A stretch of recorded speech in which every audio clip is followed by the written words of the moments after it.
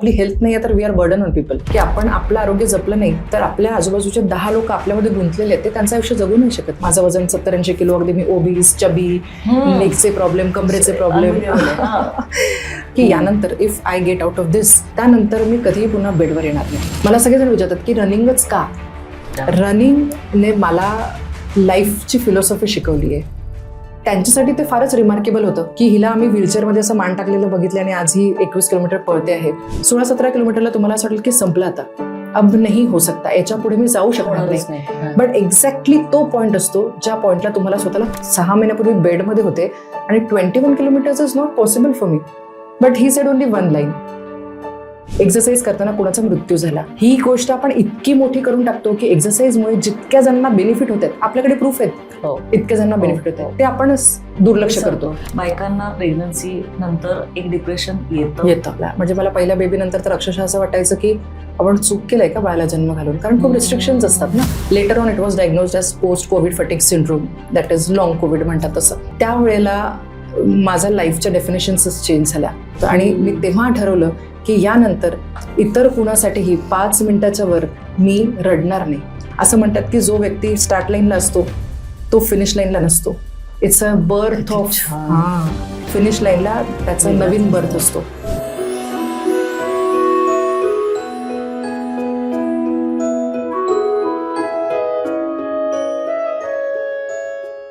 Woman की बात हा पॉडकास्ट तुमच्यापर्यंत घेऊन यायला सहकार्य केलंय Lokmanya multipurpose cooperative society limited.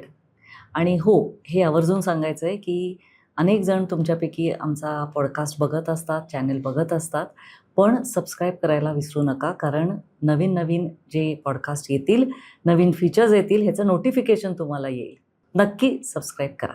So woman की बातमध्ये आज फार एक इंटरेस्टिंग व्यक्ती आपल्याबरोबर आहे. MBBS, मग MD इन प्रिव्हेंटिव्ह मेडिसिन, मग त्याच्यानंतर डायबेटॉलॉजिस्ट. एवढंच नाही तर शी इज अ मॅरेथॉन रनर. ती अल्ट्रा मॅरेथॉन पळली आहे, त्याच्यानंतर ती कॉम्रेड्स फिनिश केलं आहे तिने. आणि एवढंच नाही, ती अनेक बायकांना पळण्यासाठी परावृत्त करते, पण त्याच्या मागं पण काही ना काहीतरी कारण आहेत. आपल्या आजूबाजूच्या आयुष्यातनं खूप वेळेला असं एक एक्झाम्पल्स आपण देतो ना की आपण अरे मस्त आहे तिचं, खूप छान आयुष्य आणि एक मस्त मुलगी आहे, छान चाललंय सगळं, पण असं एक कुठतंही ना 2-3 असे काहीतरी इन्सिडेंसेस घडतात आणि एक स्विच ऑन वेगळा घडतो. तसं या व्यक्तीच्या बाबतीत झालेलं आहे. I am going to introduce doctor Ashwini Chikhalkar Jadhav. खूप खूप स्वागत आहे. Thank you so much. वुमन की बात ज्या वेळेला तुम्ही मला इन्व्हाइट केलं की आपण इथे बोलायला यायचं, त्यावेळेला मलाही थोडासा विश्वास बसत नव्हता की खरोखर जिथे तुमचा सगळे मी चॅनल्स बघितले आणि त्यावेळेला बघितलं की मोठे मोठे सेलिब्रिटीज आणि बऱ्याचशा इतर फील्डमधले मंडळी होती जी पुणे मुंबई स्थित ऑफकोर्स किंवा काहीतरी आयुष्यामध्ये खूप मोठं काहीतरी कार्य केलं आहे. आणि त्यानंतर थोडंसं मी स्वतःलाही डाऊट घ्यायला लागले होते की खरोखर आपण तिथे जाण्याच्या योग्य आहोत का, किंवा खरोखर आपलं कार्य तेवढं आहे का की तिथे बसून आपण काही चर्चा करावी किंवा महिलांना काही मार्गदर्शन करावं. आणि पण मग जसं आपण बोललो, आपण कम्फर्टेबल झालो, चर्चा झाली, आपल्यामध्ये कॉल झाले, त्यानंतर मला असं लक्षात आलं की नाही, जे आपण करतो आहे ते सगळ्यांपर्यंत पोचतंय या निमित्ताने. म्हणजे मी तर करतेच आहे प्रयत्न, पण या माध्यमातून आता जास्त ऑडियन्सपर्यंत आपण पोचणार आहोत, स्पेशली महिलांपर्यंत. तर देन इट वॉज लाईक ते फिलिंग सिंक इन व्हायला थोडा वेळ गेला, but then I am happy की या निमित्ताने मला माझा एक्सपिरियन्स शेअर करायला मिळतोय. आणि बऱ्याचशा गोष्टी आहेत ज्या आपण बरेच वेळा विचारच करत नाही. सो हे असं का आहे किंवा हे असं आहे, सो आपण ह्या गोष्टी अशा आहेत असं म्हणून आपलं आयुष्य चाललंय. सो वी नेव्हर थिंक की हे असं का आहे किंवा त्याला दुसरा अँगल काही आहे का किंवा त्याच्या डीपर लेअर काही आहेत का. सो माझ्या जर्नीमध्ये मला एक सुपरफिशियल लाईफ, म्हणजे इव्हन ॲज तुम्ही जसं बोलला की ओव्हर अचिव्हर आणि ते, so I was always an achiever की काही कुठेही केलं तरी बेस्ट परफॉर्म करायचं. But then as I got, म्हणजे जसं जसं मी खोलात जात गेली त्यानंतर कळालं की इतक्या लेअर्स आहेत आपल्या स्वतःलाही, माणसाच्या स्वभावालाही.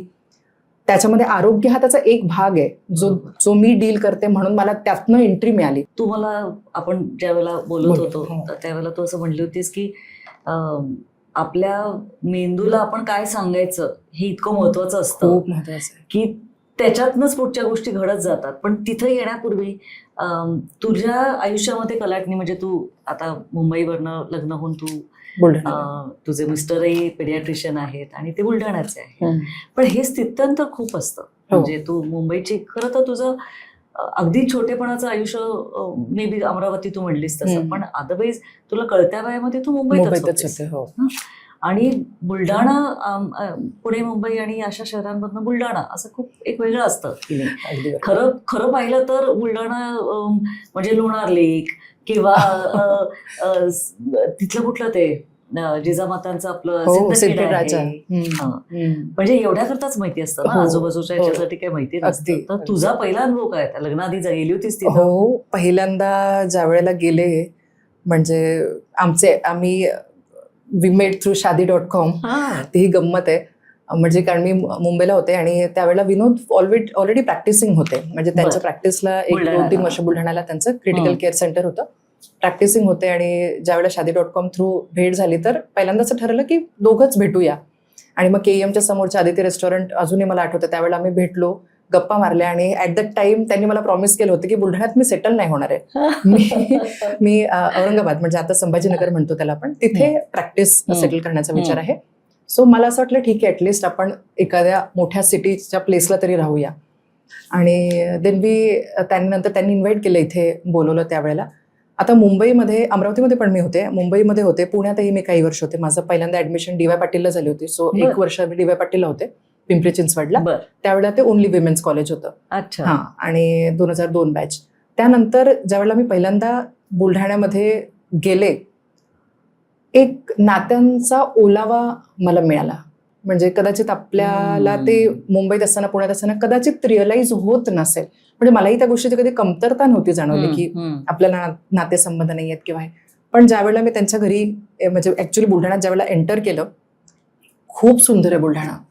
म्हणजे पहिल्यांदा तर शेगावला आम्ही उतरलो, शेगावला दर्शन घेतलं आणि तिथनं मग गाडी पाठवली होती विनोदने आणि मग आम्ही आलो. आणि एक ज्ञानगंगा फॉरेस्ट लागतं मध्ये, वाईल्ड लाईफ सँच्युरी आहे ते. इतका अप्रतिम सुंदर रोड आहे तो. आणि नेमका जानेवारी महिन्यामध्ये वगैरे ग्रीनरी असते पूर्ण दोन्ही साईडला आणि घाटाचा रस्ता आहे, अतिशय सुंदर. आणि आतमध्ये आल्यानंतर म्हणजे मी विचार करते, इतकं सुंदर जागा आहे आणि आपण we have never heard about it. आपण कधी ऐकलेलं पण नव्हतं मी पण. मग गेलो, बघितलं आणि हे सगळे नातेसंबंध यांचे काय म्हणतात, एकमेकांशी जे बाइंडिंग होतं, तर बॉन्ड खूपच सुंदर होता. त्यानंतर प्रॅक्टिस बघितली, त्यांचं जे एस्टॅब्लिशमेंट होतं ते कदाचित त्याला बाहेर येऊन सेटल करणं त्यालाही अवघड होतं. सो ज्यावेळेला आम्ही भेटलो त्यावेळेला त्याने एक सुंदर डायलॉग, अगदी पिक्चर स्टाईलमध्ये डायलॉग मारला होता की मी त्याला म्हटलं, का तू बुलढाण्यात सेटल झाला? तो ही वॉज लाईक की किसी के और के जंगल का कुत्ता बनके रहने से मैं मेरी जंगल का शेर बनके रहूंगा. आणि आय वॉज सो इम्प्रेस्ड. म्हटलं हा, दिस इज अ व्हॅलिड पॉईंट. आणि त्यानंतर त्यांनी मला अनेक मुद्दे समजावले सुद्धा आणि जे व्हॅलिड पण होते, की इथे राहून सुद्धा तू किती दिवस, म्हणजे तू मुंबईत आहे, तू किती वेळेला तू बाहेर फिरायला जाते, 15 दिवसात 1 महिन्यात, हे तू बुलढाण्यात राहून पण करू शकते. आणि ऍक्च्युली मी ते करते आता, की 15 दिवस मी असते आणि 15 दिवस आणि कुठे ना कुठे मुंबईला, पुण्याला मी मॅरेथॉन्स करते, त्याच्यासाठी बाहेर जात असते. बरेच वेळेला टॉक्स द्यायला बाहेर जाते. सो आपल्याला कुठे शॉपिंग करायची असली तरी जो what he said that time ते बरोबर होतं, की तिथे राहून तुम्ही तसंही फार काही, ज्यावेळेला जॉबमध्ये असता किंवा ज्यावेळेला तुम्ही कामात असता त्यावेळेला तुम्ही असं दिवसभर वेळ नाही काढू शकत. ज्यावेळेला तुम्ही बाहेर पडाल त्यावेळेला यू हॅव टाइम. आणि मग पहिल्यांदा भेटून गेल्यानंतर थोडे दिवस तरी विचारातच होते. मग एक दिवशी बाबांनी थोडंसं बसून विचारलं की तू सिरियस असेल तर सांग, नाहीतर विषय आपण बाजूला काढूया. पण थोडं आवडलं होतं, कारण Vinod was a self made person. वडिलांची होती शेती वगैरे जे काय होतं, पण त्यांनी त्याच्या बेसिसवर एक छान विश्व उभं केलं होतं. आणि plus he was very down to earth आणि दिसायला सुंदर होता. तो फॅक्टर असतोच आपल्यासाठी महत्वाचा. सगळं करून मग झालं, लग्न ठरलं. आणि ज्यावेळेला बुलढाण्यात आले 9 महिने, म्हणजे त्यावेळेला ऍडमिशन झाल्यानंतर माझं डायबेटॉलॉजी सुरू होतं रहेजाला. मग लग्न झाल्यानंतर वर्षभर मुंबईतच होते मी. आणि त्यानंतर डायबेटॉलॉजी फिनिश झालं आणि 1 वर्ष लग्नाला होऊन गेलं होतं, प्रेग्नन्सी राहिली आणि मग 9 महिने घरी बसायचं काम पडलं. आणि that was a major shift of life. कारण मुंबईचं लाईफस्टाईल आपलं असं असतं, म्हणजे आय हॅड नो टाइम, सतत काही ना काही. आणि it is to be exciting की तुम्ही सकाळी उठल्यापासून संध्याकाळपर्यंत काही ना काहीतरी करता आहात, कुठेतरी फिरता आहात, there are so many people around. आणि काहीही करायला आपल्यासमोर काही ना काहीतरी ऑप्शन्स होते. बुलढाण्यामध्ये गेल्यानंतर 9 महिने लिटरली मी एका खोलीमध्ये राहिल्यासारखे राहिले. कारण त्यावेळेला खूप काही मैत्री वगैरे नाही, काही फार कोणी कुठलं सर्कल नव्हतं. आणि मग मला थोडंसं जाणवायला लागलं की अरे आपण बरोबर केलंय की चूक केलं आहे, आपण इथे राहतोय, हे करतोय, ते करतोय. आणि त्यानंतर मग बाळ झालं. बाळ झाल्यानंतर एक 6 महिन्याचं माझं बेबी ज्या वेळेला होतं, पहिल्या बाळाच्या वेळेला मला खूप फिजिकल त्रास झालाय. अगदी मी लाडाची सून असल्यामुळे अगदी खाणं पिणं अगदी होतं. आणि आय तू यूज असं टू बी मेन्शन केलं होतं की तुला ओव्हर इटिंगचं आय खूप जास्त वॉज ओव्हर इटिंग व्होरॅशियस. तुझ्याकडे बघून ऍब्सोल्युटलीच नाही वाटत नाही. बिलीव्ह होणार. I can label myself as a voracious eater. Voracious म्हणजे एन्झायटी इटिंग होतं का काय होतं? मला माहिती नाही, कधी हो. कोणी मला पॉइंट आउट नाही केलं की तू जास्त खाते किंवा खाते. पण आता मी ज्यावेळेला विचार करते रेट्रोस्पेक्टिव्हली, 1 किलोचा केक मी एकटी खाऊ शकायची. अटलिस्ट 10 ते 12 डेअरी मिल्क चॉकलेट्स. म्हणजे मी ज्यावेळेला प्रेग्नेंट पण होते त्यावेळेला विनोद 4 वाजता ज्यावेळेला ओपीडीत नाही यायचा, he used to get a packet of Dairy Milk chocolates आणि तेवढे मी फस्त करायचे. आणि घरी असल्यामुळे मग केक्स, पेस्ट्रीज. आणि इथलंही जे लाईफ होतं मुंबईचं टोटली जंक. म्हणजे बर्गर्स, मॅगडी आणि हे. आणि कधीही म्हणजे हेल्दी खाणं बिणं, डॉक्टर असून सुद्धा कधी या गोष्टीचा अवेअरनेस नव्हता. खूप ॲपेटाईट माझा इतका जास्त होता की आताही असं आहे की I don't have a switch button, की तो थांबणे पॉज बटन नाहीये माझ्याकडे. प्रॉब्ली मी आताही खायला लागले तर I can it like panipuri खायला बसून मी 50-100 पाणीपुरी खाऊ. So there is know switch की असं थांबू शकतो असं नाहीये. बट ती प्रेग्नन्सी झाल्यानंतर मग विनोद 6 मंथ्सच्या वेळेला मला थोडासा एकदा हेल्थ इश्यू झाला. आणि त्यावेळेला एक आम्ही घरी एक इंजेक्शन ट्राय केलं आणि मला एक सिव्हिअर अॅनाफिलॅक्टिक रिॲक्शन आली होती. म्हणजे ज्या वेळेला माझा श्वास बंद पडला, म्हणजे आम्ही 3रा डोस होता अँटीबायोटिकचा, पण विनोद जेवायला बसले होते आणि मी बाजूला बसले होते. त्यांना म्हटलं अँटीबायोटिक लावून द्या मला. लावलं आणि सडनली मला कफ सुरू झाला. आणि देन आय वॉज टेलिंग हिम मला इथे पूर्ण असं कंजेस्टेड फील होत आहे. आणि मग मी कोलॅप्स. त्याच्या पुढचं मला आठवत नाही. आता त्यावेळेला विनोद डॉक्टर असल्यामुळे आणि आम्ही ज्या एरियात होतो तिथे पण एक ॲनेस्थेटिस्ट होते.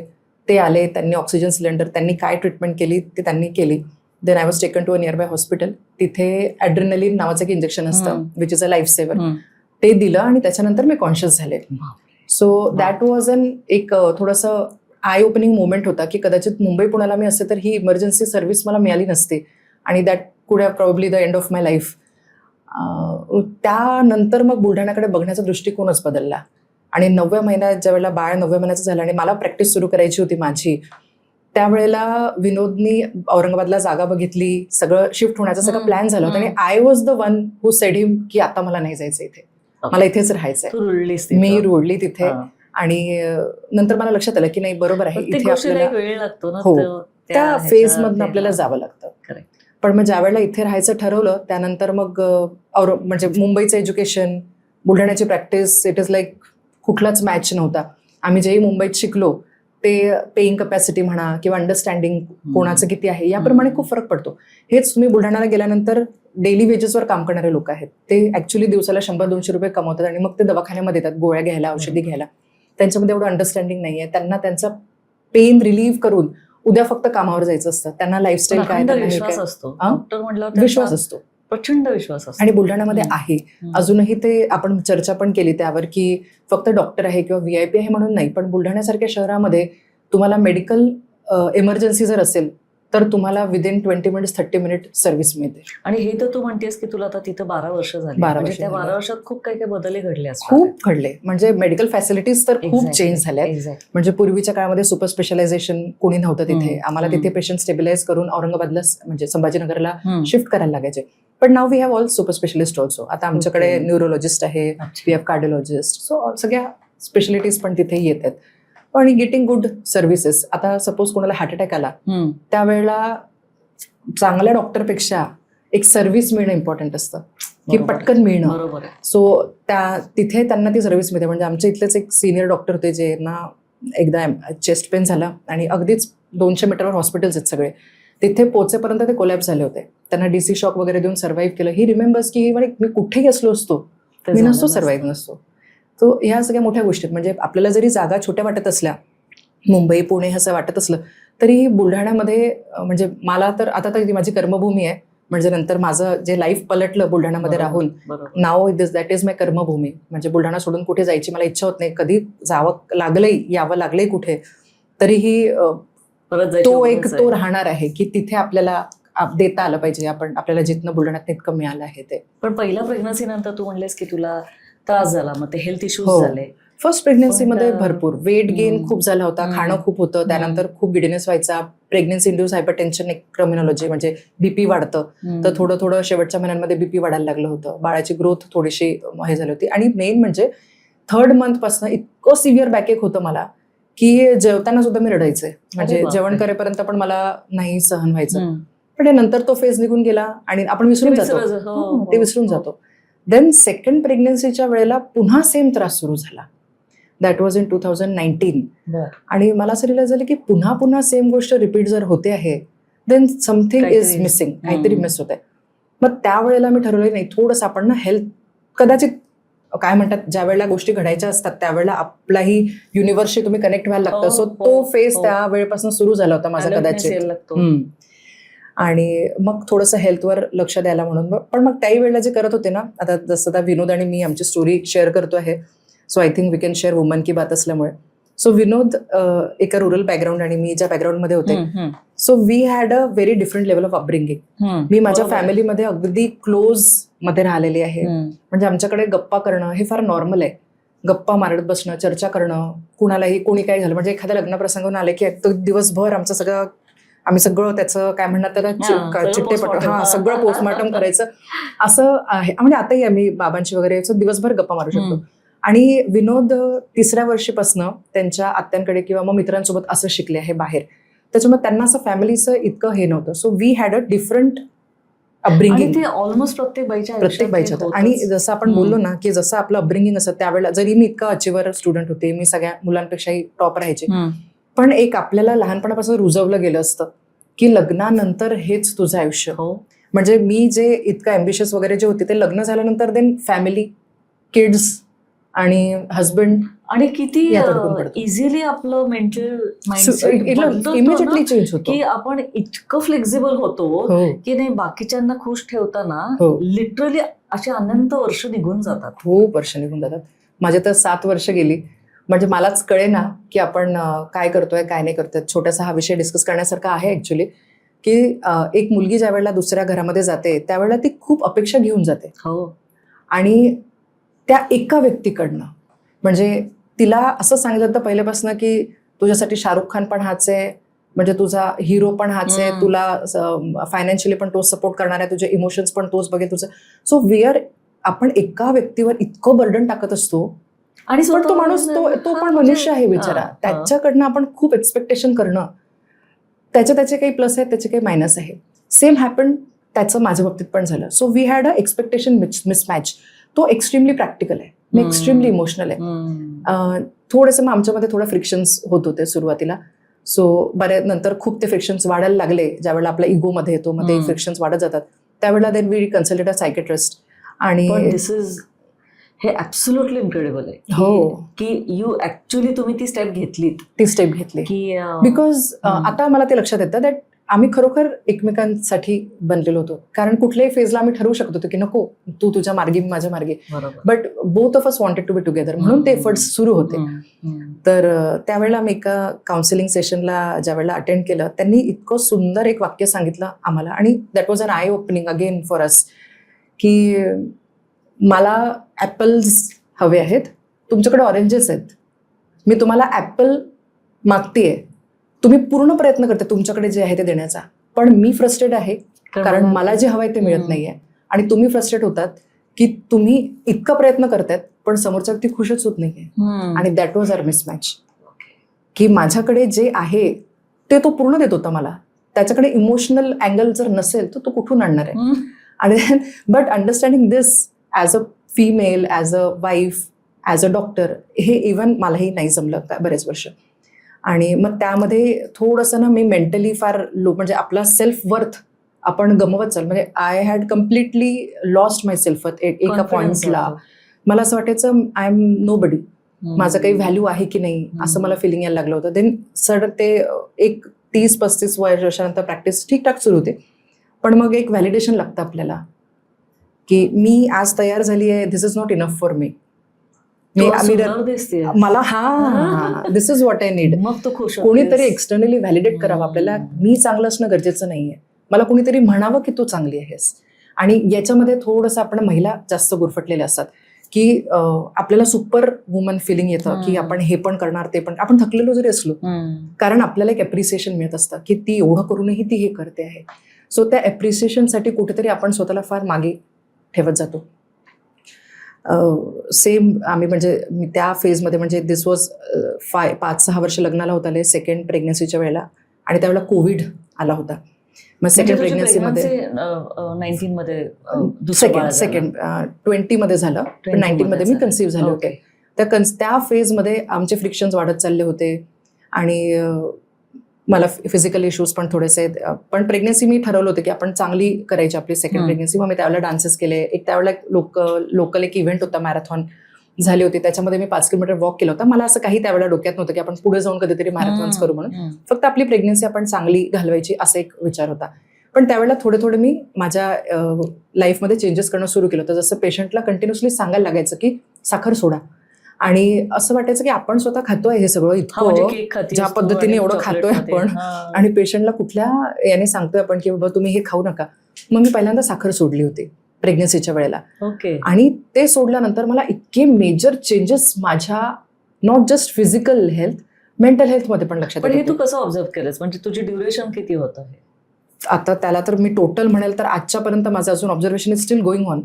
पण मी ज्यावेळेला शुगर प्रेग्नन्सीमध्ये जर का दुसऱ्या महिन्यात तिसऱ्या महिन्यात तू साखर सोडलीस, हो, आणि मला लक्षात होतं मला क्रेविंग्स होत नव्हत्या. मग मला जे खाण्याची इच्छा होत राहायची, हे खावते ते खावते, त्या क्रेविंग्स माझ्या बंद झाल्या होत्या. फूडकडे अट्रॅक्शन जे असतं आपलं ते माझं कमी होत गेलं होतं आणि हेल्दी गोष्टींकडे जास्त मन लागायला लागलं होतं. Plus I was feeling energetic, माझे एनर्जी लेवल वाढल्या होत्या. माझा मूड जो कायम अपडाऊन होत राहायचा तो थोडासा स्टॅबिलाइज मला वाटत होता. आणि त्याच्यामध्ये बेबी झालं, पण त्यावेळेला कोविड लॉकडाऊन सुरू झालं होतं आणि अगेन एव्हरीथिंग वेंट लाईक, म्हणजे सुरुवात केली ती सगळं आपण, आपला हेतू जर क्लिअर नसेल ना, नो युअर व्हाय एक बुक आहे, खूप छान आहे ते, तर आपला हेतू क्लिअर नसेल तर आपण त्या मार्गातनं भटकतो. त्यावेळेला मला माहिती नव्हतं मी हे का करते, त्यामुळे मी त्यातनं पुन्हा भटकले आणि मग 1 वर्ष घरीच पुन्हा खाणं पिणं जसं तसं सुरू झालं. आणि तोपर्यंत तू म्हणली होतीस की तुला थोडंसं डिप्रेशन पण, तोच फेज झाला होता. त्यानंतर मग म्हणजे that was my mental lowest point. म्हणजे मला असं वाटलं आता आपल्या लाईफमध्ये, मला असं वाटलं तर आपल्या आयुष्यामध्ये काही नाही आहे, नोबडी लव्हज यू, तुझी वर्थ नाही आहे, तू काय कमावलं. म्हणजे मला असं नेहमी असं वाटतं की तसं पाहायला गेलं तर दुष्ट लागावं असं एक सेटअप आहे. म्हणजे आपण म्हणतो ना का सुख दुखतं काय मुलीला, बरोबर, की हिचं सगळं कौतुक पण होतंय आणि ही सगळं उत्तम चाललंय. पण ही रियालिटी असते की बायकांना प्रेग्नन्सी नंतर एक डिप्रेशन येतं आणि ते इतकं वाईट असतं किंवा त्याच्यातनं बाहेर पडताना तिला खूप मदतीची गरज असते किंवा घरच्यांनाही कळत नसतं, तिलाही कळत नसतं. ते आपल्याला थोडंसं असं वाटतं की हे तर सगळ्यांनीच केलंय तर आपण काय बरोबर स्पेशल आहोत की सगळ्यात जास्त प्रेग्नन्सी झाली आहेत, हिला इतका काय त्रास होतोय, आम्ही तर केलं आहे ते प्रेग्नन्सी वगैरे हे झाला. म्हणजे मला पहिल्या बेबी नंतर तर अक्षरशः असं वाटायचं की आपण चूक केलंय का बाळाला जन्म घालून, कारण खूप रिस्ट्रिक्शन्स असतात ना आणि सडनली आयुष्य चेंज होतं. सेकंड प्रेग्नन्सीला तर तुम्ही बऱ्यापैकी मेंटली प्रिपेअर्ड असता की हे सगळं असं होणार आहे, पण फर्स्टच्या वेळेला मला जास्त त्रास झाला होता. सेकंडलाही पण मग हे सगळं how life was moving around आणि मला असं प्रत्येक गोष्ट मनाला लावून घ्यायची. I was very emotional. एखादा थोडंसंही काहीतरी कोणी काय बोललं तर मग 3-3, 4-4 दिवस त्याच्यामध्येच घालवायचे, ते विचार करत असायचं. आणि याच्यामध्ये हा जानेवारी, फेब्रुवारी, मार्च 3 महिने एकदम मेंटली लो, म्हणजे असं वाटलं होतं तर आता काही नाही आहे लाईफमध्ये आपल्या. आणि then at that same point of time covid second wave आली. म्हणजे दॅट वॉज माय लॉकडाऊन पहिल्या वेळेला सेकंड वेव्ह जी होती, म्हणजे 1 वर्षापूर्वी लॉकडाऊन लागलं तर सेकंड वेव्ह 21 मध्ये आली होती पुन्हा. त्यावेळेला पुन्हा मार्चमध्ये 22-23 मार्चच्या आसपास मला खूप फिवर, कफ, कोल्ड आणि अगदी बॉडी पेन वगैरे सुरू झाला, कोविड पॉझिटिव्ह. आणि 7ही लोक आमच्या घरामध्ये, त्यावेळेला आमच्या आजी सासू पण होत्या, तर everybody was positive including 2 kids. पहिले तर सुरुवातीला मला आयसोलेट केलं आणि आम्ही वरखाली घर आहे, तर वरच्या रूममध्ये मी होते 15 दिवस. त्यावेळेला आय वॉज डुईंग गुड. पण नंतर इतका विकनेस होता, इतका फटीग होता, म्हणजे वरच्या फ्लोअरवरून खालच्या फ्लोअरवर येणं तर मला सुरुवातीला जमायचंच नाही. मग नंतर कोविडमध्ये काय असायचं, 1 महिना झाल्यानंतर कोविड निगेटिव्ह तुम्ही टेस्ट झाले की then you use to be with other people. मग साधारण महिनाभर नंतर मी खाली सगळ्यांच्या सोबत राहायला लागले, पण तो फटीगची लेवल इतकी जास्त होती, इतका विकनेस होता की मला वॉशरूमला पण जायला मदत लागायची. अरे बापरे. खाऊ पण मला घालायला लागायचं. 1-1, 1.5 तास मला खाण्यात वेळ जायचा, कारण माझ्यामध्ये तेवढी चीव करण्याची पण कपॅसिटी नव्हती राहिली. आणि मग सगळे फ्रेंड्स डॉक्टर्स होते, म्हणजे सगळ्यांशी long बोलत COVID म्हणतो होतो. तसं झालं तुला. त्यावेळेला डायग्नोसिस पण नव्हतं, आम्हाला काही कळे ना काय होतंय. पण माझं रहिजामध्ये एज्युकेशन झाल्यामुळे रहिजाचे डॉक्टर्स ओळखीचे होते, लीलावती विनोदचे काही फ्रेंड्स तिथे होते, मग त्यांच्याशी मी बोललो. Later on it was diagnosed as post COVID fatigue syndrome, that is long COVID म्हणतात तसं. But that lasted for 3 months. आणि त्यावेळेला माझा लाईफच्या डेफिनेशन्सच चेंज झाल्या. म्हणजे माइंडसेट शिफ्ट म्हणतात ना, तो माइंडसेट शिफ्ट जो झाला तो माझ्या त्या 3 महिन्यामध्ये झाला. जसं तुम्ही मला अगदी राईटली पॉइंट आउट केलं की सगळं होतं आपल्याकडे, पण वाय आय वॉज अनहॅपी. आणि तीच प्रत्येकाची सिच्युएशन आहे आज. सो आपल्याकडे सो देर इज नॉट, आपल्याला मला असं वाटायचं की रोज रोज तेच करतोय, काय आयुष्य आहे आपलं. पण रोज रोज तेच पाहिजे रोज नाही, पण रोज रोज तेच करायला मिळणं इट इज अ प्रिव्हिलेज. हे ज्यावेळेला मी बेडवर गेले ते मला कळलं की मुलीसोबत वेळ घालवता यावा. मुली पण येत नाहीत जवळ, त्यांना पण आई काम करणारी हवी असते. मी आवाज दिला की त्यांना माहिती असायचं ही काहीतरी काम सांगणार आहेत, त्या मी त्यांना आवाज दिला की त्या दूर पडायच्या कोविडच्या त्यांना. आणि त्यांना असं वाटायचं ही आपल्याशी खेळू शकत नाही, बोलू शकत नाही. एक तर 1 वर्षाचं. तर त्यावेळेला मग एक तो माइंडसेट शिफ्ट होत होता की आपल्याकडे जे आहे त्याची आपण व्हॅल्यू करत नाही. हे आयुष्य होतं ज्याचं मी ड्रीम लहानपणी बघायचे. So that was my dream की आपण डॉक्टर व्हावं, आपलं घर असावं, आपलं फॅमिली असावी, सगळं तर आहे.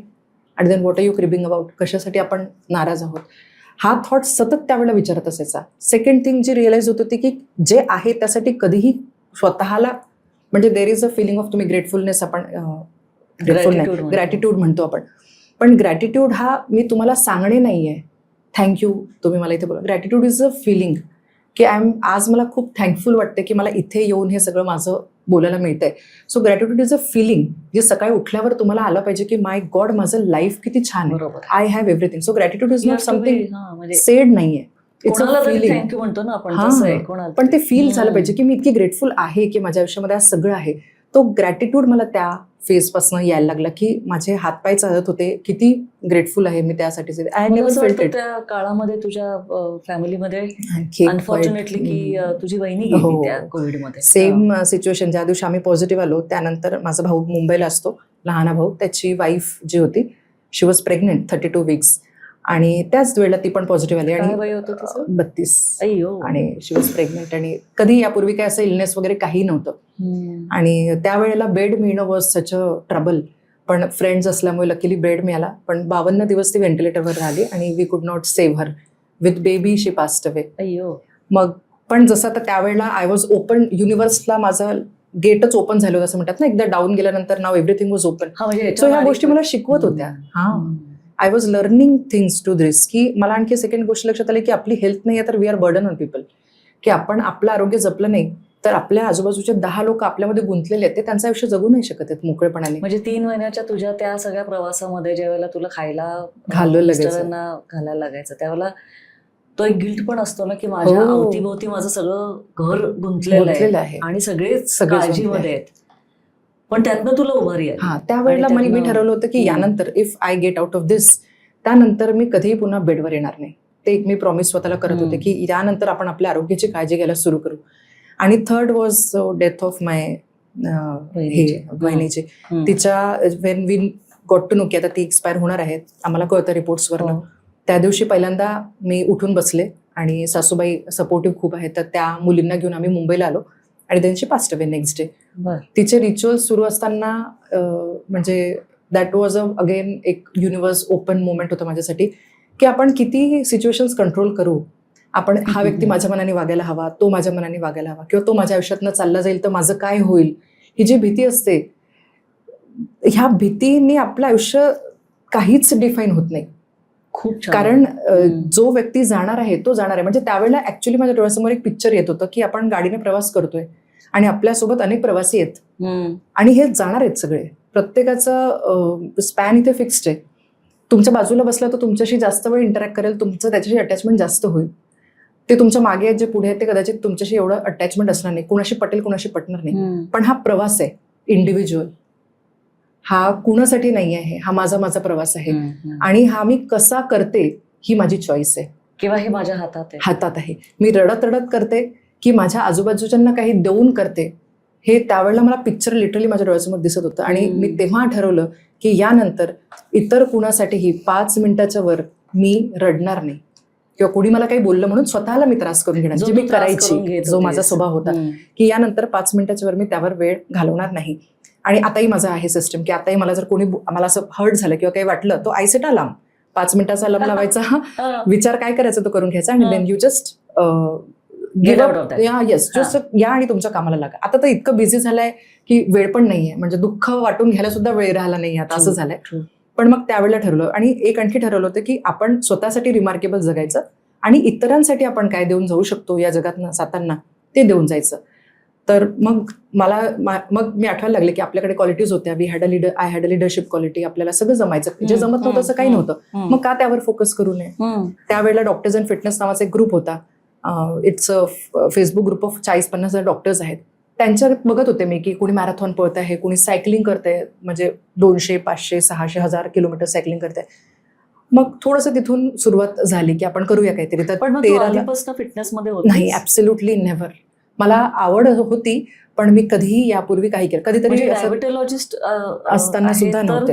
हा म्हणजे डायबिटीस आणि exercise is like equals like. नाही त्यावेळेला पण मी नव्हते करत. कधीतरी असं तुरळक जिमला गेले, काहीतरी गेले, असं करत होते, पण असं सिरियस नव्हते किंवा त्याचं अंडरस्टँडिंग नव्हतं मला. त्यानंतर आता हे जे म्हणजे मी जेव्हा सुरू केलं, म्हणजे 13 तारखेला तिची 13वी झाली आणि 14 तारखेला मी माझ्या हस्बंडला सांगितलं की मला हात पकडून तो 100 मीटर का होईना चालायला लाव. आणि then he held my hand आणि आम्ही 100 मीटर चालून आलो. त्यानंतर मग हळूहळू सुरुवात केली. मग यांचे एक मित्र होते ज्यांनी आयर्नमॅन केलं होतं. तर तुम्हाला माहिती आहे आयर्नमॅन म्हणजे काय असतं. मग त्याच्याशी कॉन्टॅक्टमध्ये आले, त्याने सायकल सजेस्ट केली, मग सायकल घेतली. पण 3 महिने तुम्ही जेव्हा बेडवर असता, तुमची हार्ट हे सगळं वीक झालेलं असतं, तुमचे मसल्स गेलेले असतात. आणि त्यानंतर मला उभं राहणे, चालणे हे माझ्यासाठी अगदी दिव्य असल्यासारखं होतं. म्हणजे तेवढा मी करून आल्यानंतर मला 1-1.5 तास तरी रेस्ट लागायची. पण मग करत गेले, थांबले नाही की आपण करूया. जिम जॉईन केला हळूहळू. पण प्रोग्रेस खूप फास्ट झाला, कारण थोडंसं कदाचित आपण मनाने ठरवलं तर लवकर आपण ग्रो होतो. तर विदिन 6 मंथ्स मी 100 किलोमीटर्स पर्यंत सायकलिंग करत होते. मग ठरवलं BRM करूया आपण. BRM असतं एक 200, 600 आणि 400 मीटर असं केलं की एक BRM टायटल मिळतं, SR टायटल. मग त्याच्यासाठी म्हणजे सुपर ॲनिडोर म्हणून एक टायटल आहे, तर ते तुम्ही SR होता.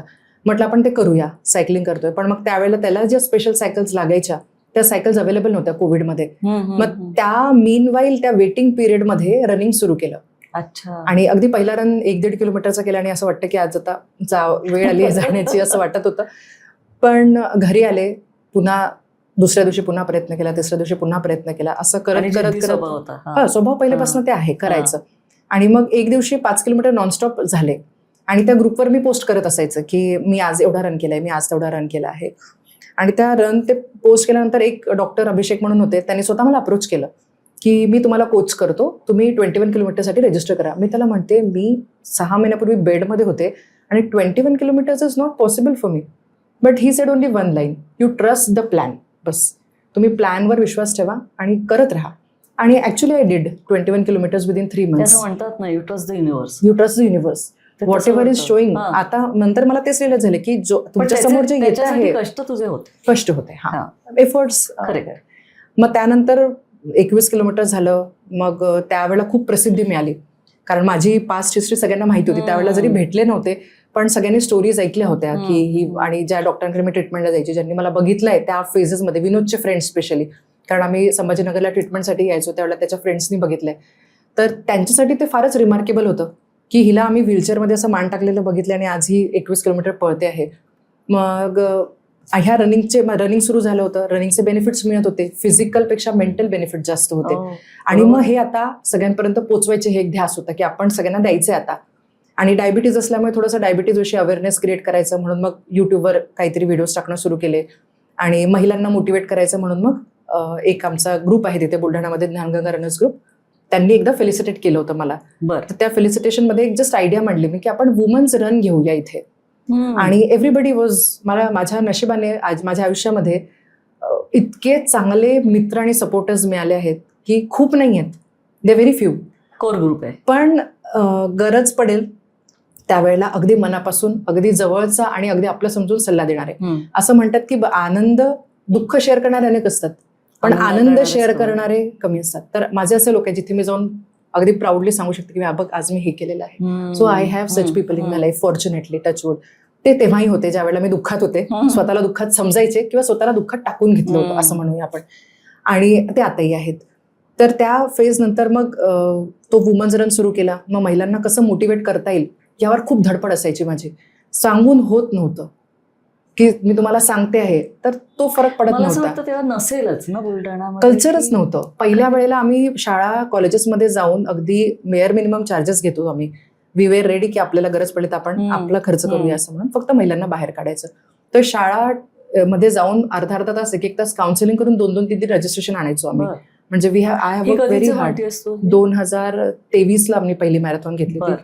23, 24, 25, 26 बरोबर 23 ला 4 पहिली वर्ष घेतली. झाली. हम्म. त्यावेळेला आता आम्हाला रजिस्ट्रेशनसाठी बंद करावे लागतात. असं होतं की शेवटच्या वेळेला आम्हाला क्लोज करावे लागतात. रणरागिणी अशा नावाने तू केलंयस.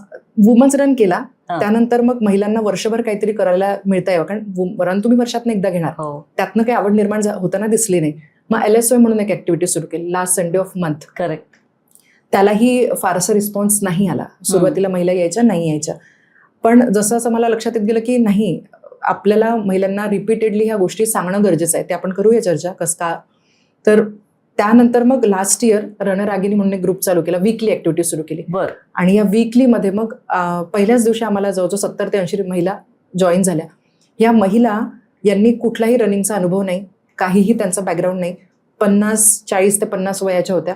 आणि मी सहज म्हणून त्यांना म्हटलं आपण 3 महिन्यामध्ये 5 किलोमीटर इतकं टार्गेट करूया.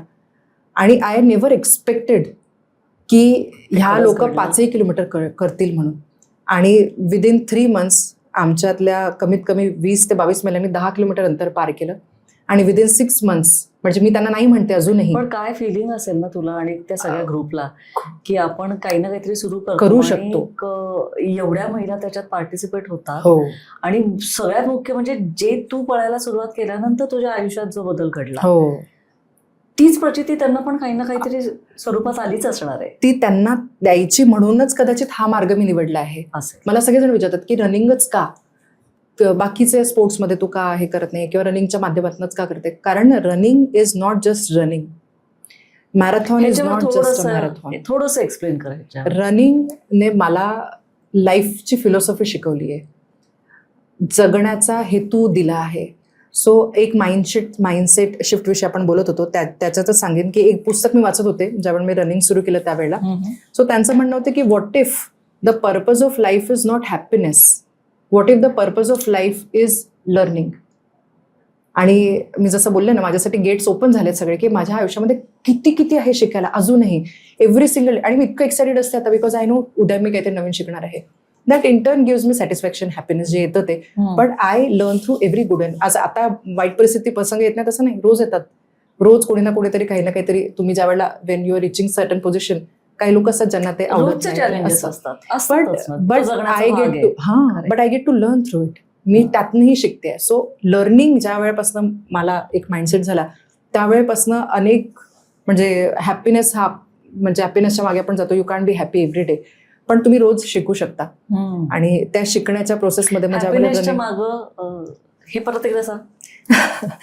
हॅपीनेस आपण सगळे, म्हणजे एव्हरीबडी इज बिहाइंड हॅपीनेस. सगळ्यांना आनंद हवा आहे, आनंदी राहायचं आहे, पण आपण रोज आनंदी राहू शकत नाही. आयुष्य ते नाहीच आहे. आणि आपल्याला जो बॅलन्स आहे, आनंद दुःख, हा बॅलन्स नकोय आपल्याला, एकच भाग हवाय, असं तो होणारच नाहीये. सो निगेटिव्ह गोष्टी पण येणार आहेत, पॉझिटिव्ह गोष्टी पण येणार आहेत. सो माझ्यासाठी पर्पज ऑफ लाईफ हा आनंद नाहीच आहे.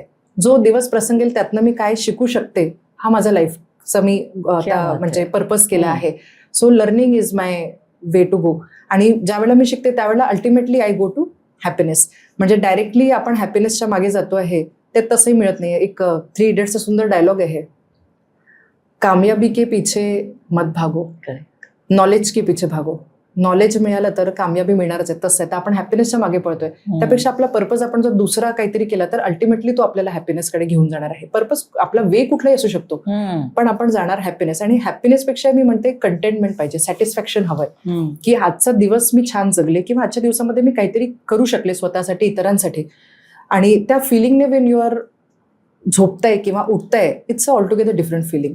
सो ते फिलिंग मला every single day I am getting it, की मी स्वतःसाठी करते. मला सांग की फॉर एक्झाम्पल आपण रनिंग घेऊया, बिकॉज तू रनिंग करतेस. आता पुण्यामध्ये माझ्या अशा खूप मैत्रिणी आहेत की ज्या अव्यात आणि गेले कित्येक वर्ष तुझ्यासारखंच खूप नित्यनेमाने सकाळचं पळायला जातात, उत्तम व्यायाम करतात, उत्तम पळतात आणि काही ना काहीतरी घडत असणार त्याच्याशिवाय ते वर्षानुवर्ष रोज 5:30, 5, 4:30, 5ला उठून जाणार नाहीत. तर बरोबर. मला ॲज अन एक्झाम्पल आपल्या लोकांसाठी की काय घडतं की ज्या वेळेला तुम्ही पळणं सुरू करता, मग तो कुठलाही व्यायाम असो, तो हो. स्ट्रेंथ ट्रेनिंग असो, हो की बायकांनी असं म्हटलं जातं की मेनोपॉज रजोनिवृत्तीपर्यंत हो, आल्यावर हो. तुम्ही स्ट्रेंथ ट्रेनिंग करायला पाहिजे ऍब्सोल्युटली. किंवा तुम्ही व्यायाम नित्यनेमाने करायला पाहिजे. बरोबर. आता हा पॉडकास्ट काय आपला व्यायामाचा पॉडकास्ट नाहीये, पण हा आपला एक लाईफस्टाईलचा लाईफस्टाईलचा भाग आहे. सो काय घडतं आपल्या शरीरात आणि मग मेंदूचं आणि काय कनेक्शन आहे की ज्यावेळेला तू म्हणतेस की पळण्याने मला या गोष्टी दिल्या. पळण्याने तर मला खूप काही दिलंय. सो मी जसं म्हटलं ना, फिलॉसॉफी ऑफ लाईफ शिकवली मला. तर ज्यावेळेला आपण सुरू करतो ना, कुठल्याही गोष्टीची सुरुवात ही डिफिकल्टच असते. हो. So that is what I learn through running, की कुठलीही गोष्ट सुरुवातीला तुम्हाला सोपं नसणार आहे. एक्सरसाइज पण आपण करतो. स्ट्रेंथ ट्रेनिंगचं उदाहरण देते मी. पहिल्या दिवशी जिममध्ये ज्यावेळेला तुम्ही 2 किलो वजन उचलणार आहात, ते वजन तुम्हाला वीक फील करवणार आहे. It is not going to feel, तुम्हाला असं स्ट्रॉंग वाटणार नाही, कारण तुम्ही उचलूच शकणार नाही. मसलमध्ये ती स्ट्रेंथ नाही आहे. तो तुम्हाला तुमची लेवल दाखवतोय, जागा दाखवतोय म्हणा, किंवा तुमचा एक स्टँड दाखवतोय, तुम्ही कुठे आहात आता. बट ज्या वेळेला ते आपण ओव्हरकम करतो की नाही, उद्या मी येईन आणि उद्या मी तेच उचलेन, then you are crossing that barrier की मी हरते किंवा हे मी वीक आहे. सो आपण जे स्वतःला सांगत असतो आय एम नॉट वर्थ, तो रनिंगने मला सेकंड गोष्ट जी दिली, दॅट आय एम वर्थ. माझ्यामध्ये माझ्या चांगल्या गोष्टी आहेत, ज्या नसतील त्याच्यावर मी इम्प्रूव्ह करते. लर्निंगच्या फेजमध्ये तुम्ही गेलेच होते, त्यातनं मी शिकू शकते. पण जे आहे माझ्याकडे, so I can do it, हा जो एक आपल्याला वाटतं की मला जमणार नाही, हा एक जो फॅक्टर आहे हा रनिंगने दिला. सेकंड इम्पॉर्टंट थिंग इज, रनिंगमध्ये चढ उतार असतात. Same goes with life. जसं मी आता चढते तर मला खूप दम लागतोय, धाप लागते, मला वाटतंय पण नाही जाऊ शकणार, क्रॉस नाही करू शकणार. पण ज्या वेळेला मी आता मला रनिंगमध्ये माहिती आहे की आता चढ आहे म्हणजे उतार असणार आहे, सो मी थोडा रिलॅक्स असते की उतार येणारच आहे. तसंच लाईफमध्ये पण आहे. ज्यावेळेला आपण एखादी डिफिकल्ट सिच्युएशन येते, आपल्याला असं वाटतं आयुष्य संपतंय, फार अवघड जातंय, मला हे नाही पुढे कॅरी फॉरवर्ड करता येते, त्यावेळेला आपल्याला एक स्वतःला जर आपण अश्युरन्स दिलं, सेल्फ टॉक मी जे तुम्हाला बोलली की आपण स्वतःशी काय कम्युनिकेट करतो फार मॅटर करतं. त्यावेळेला जर मी स्वतःला असं सांगितलं की आजचा हा टफ सिच्युएशन आहे, पण कधी ना कधी चांगली सिच्युएशन येणार आहे, तर त्या टफ सिच्युएशन मधनं बाहेर पडायला मला मदत होते. Third thing, running is like, जेव्हाही आपण एक फेज येते प्रत्येकाच्या लाईफमध्ये, जी माझ्या लाईफमध्ये पण येऊन गेली, की रनिंगमध्ये पण येते ते, की तुम्हाला 1 किलोमीटरला असं वाटतं, समजा तुम्ही 50 किलोमीटर पळताय किंवा 20 पळताय, 16-17 किलोमीटरला तुम्हाला असं वाटेल की संपलं आता, अब नाही हो सकता, याच्या पुढे मी जाऊ शकणार नाही. बट एक्झॅक्टली तो पॉईंट असतो ज्या पॉईंटला तुम्हाला स्वतःला पुश करावं लागतं. आणि ज्या वेळेला तो पॉईंट तुम्ही पुश करून बाहेर पडता, त्यावेळेला नंतर तुम्ही कितीही अंतर जाऊ शकता. So same goes with life, की एक फेज अशी येणार जिथे आपल्याला असं वाटतं की नाव थिंग्स आर ओव्हर, सगळं संपलंय आता, कदाचित खूप टफ आहे किंवा नाही मला जमत आहे, पण एक्झॅक्टली तोच फेज आपल्याला क्रॉस करायचा आहे. आणि तो क्रॉस केला की मग मेंटली पण तुम्ही स्ट्रॉंग होताय की आपण ते क्रॉस करू शकलो, तर आता इतर गोष्टी फेस करू शकतो. असं म्हणतात की जो व्यक्ती स्टार्ट लाईनला असतो तो फिनिश लाईनला नसतो. It's a birth of. So जो व्यक्ती मॅरेथॉन पळतो तो फिनिश लाईनला त्याचा नवीन बर्थ असतो. सो ही फिलिंग, हा अनुभव तुम्ही जोपर्यंत त्यातनं जाणार नाही, तो घेता येणार नाही किंवा तो कळणार पण नाही आपल्याला. But running is not just a physical activity. Running is not just an exercise. It is you connecting to yourself. तुम्ही स्वतःशी कनेक्ट होत आहात. सो रनिंग इज लाईक, मी स्वतःशी कनेक्ट झाले. I started digging deeper into myself. आणि मग मला अत्यंत बेनिफिट्स दिसत होते. म्हणजे आज मला लोकांनी फिजिकली ज्यांनी बघितलं आहे, माझं वजन 70-80 किलो, अगदी मी ओबीस, चबी, नेकचे प्रॉब्लेम, कमरेचे प्रॉब्लेम, तो ज्यांनी मला बघितलंय, जे आज मला बघतात, तर त्यांना माझं फिजिकल ट्रान्सफॉर्मेशन दिसतंय की फिजिकली हिला इतके बेनिफिट झाले आहे. त्याच्या मागचे कष्ट, मेंटल बेनिफिट जे आहेत ते इतके मोठे आहेत. त्याचं उदाहरण द्यायचं सांगेल की समुद्रामधल्या मोत्यासारखे फिजिकल बेनिफिट्स आहेत माझे, आणि हा अथांग समुद्र हे मेंटल बेनिफिट झालेत मला रनिंगमुळे. आणि ते मला सगळ्यांपर्यंत पोहोचवता यावे म्हणून हा रनिंगचा पुन्हा माध्यम मी स्वीकारला आहे. सो माणसाच्या स्वभावाला, माणसाच्या नेचरला फार डिपर लेअर असतात. जसं या प्रोसेसमधनं मी जात होते तर मला लाईफस्टाईल विषयी बरंच काही कळत होतं. करेक्ट. की मी बिईंग डॉक्टर, मी पेशंट, डेली माझ्यासमोर महिला बसायच्या किंवा पेशंट असायचे जे माझ्यासमोर येऊन मला सांगायचे की माझी कंबर दुखते, मला उठता येत नाही, चालता येत नाही, बसता येत नाही. आणि I use to feel helpless. आपण त्यांच्यासाठी त्या फेजमध्ये काहीच करू शकत नाही जिथे ऑलरेडी बॉडीला डॅमेजेस झालेले आहेत. बरोबर. मग त्या हेल्पलेस परिस्थितीमध्ये जाण्यापूर्वी आपण काय करू शकतो, इथून मग माझी लाईफस्टाईलची पण सुरुवात होत होती. कारण मला लक्षात होतं की आपण रन करतोय तर आपल्याला मला इंजुरीज व्हायच्या. सुरुवातीला तेवढी स्ट्रेंथ नसते, बरोबर. मसल तेवढे स्ट्रॉंग नसतात, जॉईंट स्ट्रॉंग नसतं, हार्ट स्ट्रॉंग नसतं. मग इंजुरीज व्हायच्या, मग कधी कमरेत दुखतंय, कधी पाठीत दुखतंय. मग मी रीड करायची, मला वाचण्याची सवय आहे. मग मी वाचायचे, त्यावेळेला मला लक्षात आलं की स्ट्रेंथ इम्पॉर्टंट आहे, मसलमध्ये स्ट्रेंथ इम्पॉर्टंट आहे. मग लक्षात आलं की आपला आहार पण इम्पॉर्टंट आहे, आपण काय खातोय ते तुम्हाला रिकव्हरीला मदत करणार आहे. बरोबर आहे. मग लक्षात आलं की झोपही इम्पॉर्टंट आहे. आणि जसं जसं एक्झरसाइज होत होता तसं तसं झोप सुधारत होती, क्रेविंग्ज अजून कमी होत होते. म्हणजे ह्या गोष्टी ऑटोमॅटिकली अनफोल्ड होत्या. ज्या गोष्टी मेंटली मला डील करता यायच्या नाही त्या मला आता डील करता येत होत्या. म्हणजे I was able to handle myself better. आणि म्हणजे हे सगळं मग ज्यावेळेला लाईफस्टाईलचे मला बेनिफिट स्वतःमध्ये दिसत होते, मग पुन्हा माझा स्टडी सुरू झाला की खरोखर असं आहे का की एक्सरसाइज केल्याने स्लीपची क्वालिटी सुधारते. Yes, there is a scientific evidence to it. आणि मग हे करता करता एक lifestyle medicine, American board of lifestyle medicine, त्यांचा एक डिप्लोमा कोर्स असतो, 1 yearचा कोर्स आहे तो. मग तो मी जॉईन केला. आणि त्यावेळेला माझे जे अझम्पशन्स म्हणा किंवा माझे जे पॉस्च्युलेट्स मागच्या 2 वर्षात 3 वर्षाच्या माझ्या अनुभवात झाले होते, त्या सगळ्यांचे मला सायंटिफिक प्रूफ मिळाले. So every change I was every change मी ज्या चेंजमध्ये जात होते त्याच्या मागे सायंटिफिक बेसिस होता. की माझा पिरियड पेन, डिस्मेनोरिया होतो आपल्याला, मला डिस्मेनोरिया होतच नाही. I have no dysmenorrhea. मला पिरियड्स येतात जातात रेग्युलर असतात, टाइम म्हणजे मला तो प्रॉब्लेमच होत नाही. मला मायग्रेन होता, सिव्हिअर मायग्रेन होता मला, क्लासिकल बेझिलर मायग्रेन, म्हणजे हाफ साईड आहे ना माझी, ऑलमोस्ट पॅरलाइज कंडिशनमध्ये जायची. म्हणजे टंग जड पडायची, हातामध्ये मुंग्या. त्याच्यावर खूप माझे इन्व्हेस्टिगेशन्स वगैरे पण झाले आहेत लग्नापूर्वी. पण मग तो मायग्रेन ज्यानंतर मी रनिंग सुरू केलं मला कधी झालंच नाही. माझं कंबर दुखायची, लो बॅक पेन खूप होतं मला दोन्ही प्रेग्नन्सीमध्ये. लोअर बॅक पेन खूप जास्त आहे. प्रोफेशनल्स मध्ये जे सिटिंग असतं.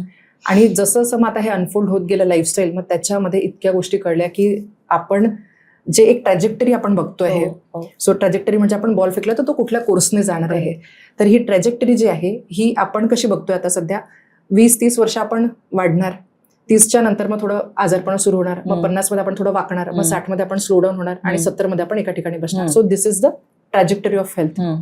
ही ट्रॅजेक्टरी आपण इंटरव्हेन्शननी चेंज करू शकतो, डाएटनी चेंज करू शकतो, एक्सरसाइजनी चेंज करू शकतो. सो 60 इयरची फिमेल ही स्लो चालणारी असेल असं नाही आहे. हे इंटरव्हेन्शन्स आपण मध्ये मध्ये केले तर याचं आउटकम वेगळं असू शकतं. डायबिटीजला आपण होण्यापासून रोखू शकतो. आता मी तुम्हाला उदाहरण देते लाईफस्टाईल विषयी आपण बोलतोय म्हणून. So lifestyle is basically 6 factors. आपला आहार, त्यानंतर व्यायाम, झोप, स्ट्रेस, सोशल रिलेशन्स अत्यंत महत्वाचा विषय आहे. त्यानंतर सबस्टन्स अब्यूज म्हणजे अल्कोहोल, टोबॅको वगैरे. या 6 फॅक्टर्स जे आहे हे आपले हेल्थ ओरिएंटेड नाही आहेत. हे आपण आपल्या कम्फर्ट ओरिएंटेड, आपलं आयुष्यच comfort oriented, it is not health oriented. या 6च्या मिसमॅनेजमेंटमुळे आपल्याला 100 प्रकारचे आजार होत आहेत. डायबिटीज, बीपी, शुगर, पीसीओडी आपण ऐकतो आहे, fatty liver, taken for granted. Fatty liver होत आहे, डिस्मेनोरिया, एन्झायटी, गॅस्ट्रायटिस, म्हणजे किती aspect, musculoskeletal problem, gut issues आहेत. आणि मग आपण काय करतोय, we are taking single pill for everything, बास्केटभर गोळ्या. डायबिटीसची एक गोळी होत नाही diabetes control, by the way. 2-3 डायबिटीसच्या गोळ्या असतात, ब्लड प्रेशरच्या असतात, ब्लड थिनर्स असतात. So patient is on so many prescriptions, medicines.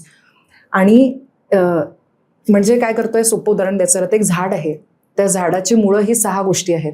या चुकीच्या मुळांमुळे एक झाड आलंय ज्याला हे अनेक आजारांचे, अत्यंत क्लिष्ट आजारांचे फळं लागले आहेत आणि आपण एक एक गोळी घेऊन ते फळं तोडायचा प्रयत्न करतो. So it is in vain. त्याच्यामधनं आपल्याला शॉर्टकट्स आहेत फक्त, this is not going to help. तेवढं होत आहे. मेडिसिन्स आपल्याला त्यावेळेला वाढलेल्या शुगरला कंट्रोल करायला मदत करतात, पण आपलं लाईफस्टाईल आहे जे शुगर वाढवू देत नाहीत. आणि हा मेसेज आता सगळ्यांपर्यंत पोहोचवण्याचा प्रयत्न मी अनेक दिवसापासून करते. फेसबुक, सोशल मीडियातनं कायम मी रील्स बनवत असते, समजवत असते. पेशंट माझ्याकडे येतो त्यावेळेला पेशंट कमीत कमी 15 ते 20 मिनिटं माझ्या केबिनमध्ये असतो. काउन्सिलिंग करते मी प्रत्येकाला त्यांच्या अंडरस्टँडिंग प्रमाणे आणि समजावून सांगण्याचा प्रयत्न करते. बरेच लोक फॉलो करतात. पण पुन्हा एक प्रश्न यायला लागला होता की इतकं सगळं आपण सांगतो आहे, इतकं जीव तोडून आपण सांगतो आहे, का फॉलो करत नाहीत लोक? So why people don't do what they are suppose to do. बरोबर. मला डायबिटीज झालाय आपल्याला, तर आपण गोड बंद करायला हवं. डॉक्टर सांगतात, एक्सरसाइज करायला हवं डॉक्टर सांगतात, पण तरी आपण आणि कळत असतं आपल्याला, असं नाही की ते कळत नाहीये. उद्या करू असं म्हणतो. हा, सो मग मी ह्याचा डीपर एक पुन्हा माझा एक मित्र होता, मी ज्याला नेहमी सजेस्ट करायची की रे तू कर तुझ्या लाईफमध्ये प्रॉब्लेम आहे, एक्सरसाइज तुला हेल्प करेल, कारण माझा अनुभव तसाच होता. पण ही वॉज लाईक तुला नाही कळत सायकोलॉजी, तू काही स्टडी केलाय का? आणि I was like let's learn psychology. मग थोडे सायकोलॉजीचे पुस्तकं झाले, मी त्याच्यामध्ये एक्सपर्ट नाही, पण मला ज्या गोष्टी त्यातनं कळल्या त्या आता मी शेअर करते आहे. आणि actually that is the matter of fact की मला सगळं माहिती आहे, कळतंय पण वळत नाही, म्हणून मी एक नवीन सिरीज सुरू केली. तर आपला माणूस जी उत्क्रांती झाली, माणूस हा फार लक्ष वर्ष जुना आहे. त्यावेळेला त्याच्याकडे एक प्रिमिटिव्ह ब्रेन होता, ज्याचं काम एकच होतं, त्याला प्रोटेक्ट करणे, कम्फर्टेबल ठेवणे. करेक्ट. तर तो काय करायचा, जिथे त्याला कम्फर्टेबल वाटतं हालचाल कमी करायची, एनर्जी कन्झर्व करायची, रेस्ट करायची आणि तिथेच राहायचं. कारण तिथून जागा सोडली की कदाचित विंचूकाटे असेल, कोणी लेपर्ड असेल, काय असेल, खाऊ शकतं, तुझ्या जीवाला धोका होता. So that was valid at that point. जसं जसं आपण ग्रो होत गेलो आणि नंतर आपला एक थॉट ब्रेन आला, दॅट इज प्रीफ्रंटल कॉर्टेक्स. हा जरा नवा आहे, त्याला हजारो वर्षांपूर्वीचा आहे, पण तसा त्या लिम्बिक ब्रेनच्या हिशोबाने हा जरा नवा आहे. आणि हा ब्रेन काय करतोय, हा आपल्याला नवीन नवीन चॅलेंजेस घ्यायला लावतो. त्याला ग्रोथ आवडते, त्याला नवीन नवीन गोष्टी शिकायच्या आहेत, त्याला प्रोग्रेस करायचा आहे. बट हा जो जुना ब्रेन आहे त्याला हा चेंज म्हणजे धोका वाटतो. आता आपण इथे बसलोय, वी आर कम्फर्टेबल, आणि इथून उठून बाहेर जायला लिम्बिक ब्रेन आपल्याला नाही म्हणणार, कारण दिस इज अ कम्फर्टेबल प्लेस. मग कशाला धोका पत्करायचा, म्हणून हा लिम्बिक ब्रेन आपल्याशी खेळ खेळतो. हा अनेक रिझन देतो, त्याचे अनेक पद्धती आहे ज्या पद्धतीने तो आपल्याला मना करतो. त्याच्यामध्ये आहे फिअर ऑफ फेलियर, की तू हरू शकतो, बरं कशाला करतोय नवीन प्रयत्न, आणि मग आपण त्या गोष्टी ऐकतो आणि वी बिलीव्ह दॅट. निगेटिव्हिटी म्हणजे एखाद्या गोष्टीची निगेटिव्ह गोष्टीला इतकं मोठं करायचं आणि पॉझिटिव्ह गोष्टी मिनिमाइज करायच्या. बेस्ट एक्झाम्पल, एक्सरसाइज करताना कोणाचा मृत्यू झाला, ही गोष्ट आपण इतकी मोठी करून टाकतो की एक्सरसाइजमुळे जितक्या जणांना बेनिफिट होतात, आपल्याकडे प्रूफ आहेत इतक्या जणांना बेनिफिट होते, ते आपण दुर्लक्ष करतो. पण हे सगळं हा ब्रेन आहे आपला गेम. सो आपण स्वतःला जर ऍज अ 2 पर्सन बघितले, आता मी नाही बघते, माझ्या 2 ब्रेन आहेत माझ्याकडे, एक थॉट ब्रेन आहे, एक इमोशनल ब्रेन आहे. तर इमोशनल ब्रेन जो आहे, त्या इमोशनल ब्रेनला मला कन्व्हिन्स करावं लागणार आहे की आता मी जे बदल माझ्यासाठी करणार आहे ते धोका नाही आहेत, ते माझ्यासाठी आहेत. त्याच्यामध्ये आणखी ते तुम्हाला डिनायल पण असतं. अनेक लोक आपण ऐकतो ते म्हणतात की आम्हाला प्रॉब्लेमच नाहीये, आम्हाला नाहीच आहे. दॅट इज डिनायल, एक्सेप्टच करत नाही. त्याच्यामध्ये डिले असतं जे आपण उद्यापासून करतो. हे सगळे लिम्बिक ब्रेनचे मेकॅनिझम आहेत, तो चेंज न करू देण्यासाठी. आणि how can we overcome is simple 5 steps आहेत, अगदी छोट्या छोट्या. पहिलं तर स्वतःला अश्युरन्स करणे की मी हे जे करते हे माझ्या स्वतःसाठी, हेल्थसाठी म्हणा, किंवा this is not only related to health. तर मी डॉक्टर असल्यामुळे हेल्थ विषयी बोलते, पण हे प्रत्येक आस्पेक्ट ऑफ लाईफमध्ये आहे. तर मी स्वतःला अश्युअर करावं की हा बदल माझ्यासाठी धोका नाही आहे, हा बदल चांगला आहे. मग मी काय करते, आय राईट इट डाऊन, मी लिहून काढते. माझ्याकडे डायरी असतात आणि त्या डायरीमध्ये मी लिहून काढणार की मला हा बदल करायचा आहे, this is good for me. आणि I keep reading every day. ते म्हणतात ना की जर्नलिंग करा.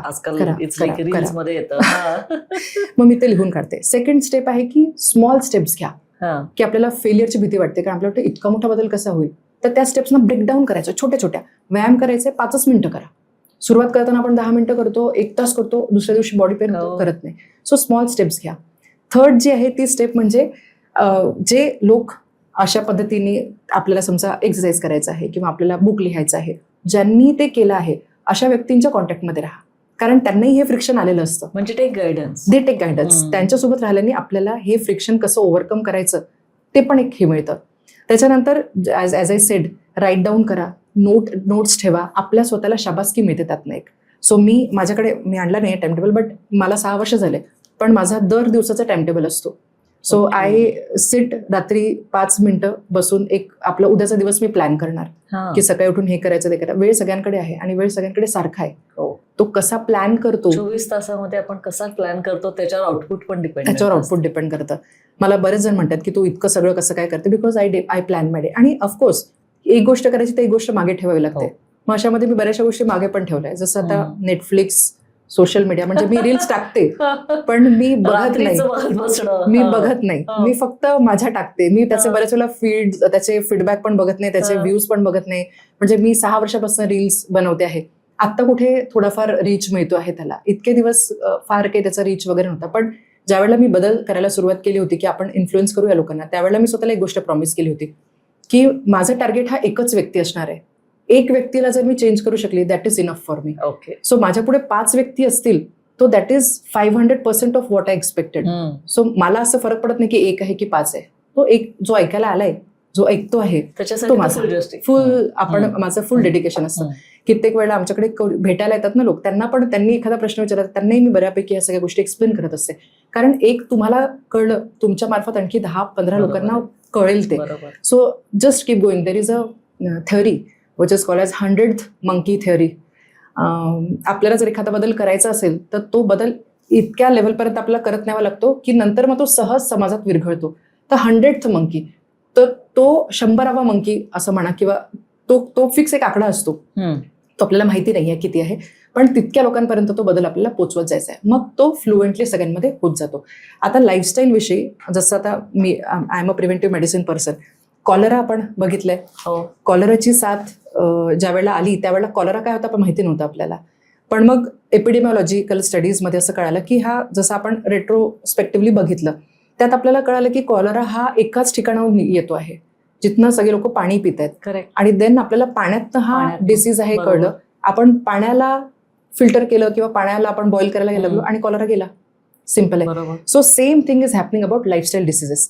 की लाईफस्टाईल डिसीजेसमध्ये सुद्धा आपल्याला वाटते की सडनली हे सगळे नवीन आजार कुठून आले, आजपर्यंत ते नव्हतं. फॅटी लिव्हर आम्ही कधी ऐकलं नाही आहे, PCOD कधी ऐकलं नाही, आणि हे आजार आले कुठून. आणि आता ज्या वेळेला आपण मागे जाऊन रेट्रोस्पेक्टिव्हली या सगळ्यांचा विचार करतोय त्यावेळेला आपल्याला लक्षात येते की आपल्या लाईफस्टाईल चेंज झालेलं आहे. आणि दॅट इज त्या 6 गोष्टी, या सगळ्या गोष्टी आपल्याला. आणि प्रत्येक गोष्टीचं जसं as I said, reason we are not healthy is 5 top reasons आहे again. So first is health आपल्यासाठी प्रायोरिटीच नाही आहे. सो माझे सकाळी उठल्यानंतर आपण कुठल्या कुठल्या गोष्टींचा विचार करतो.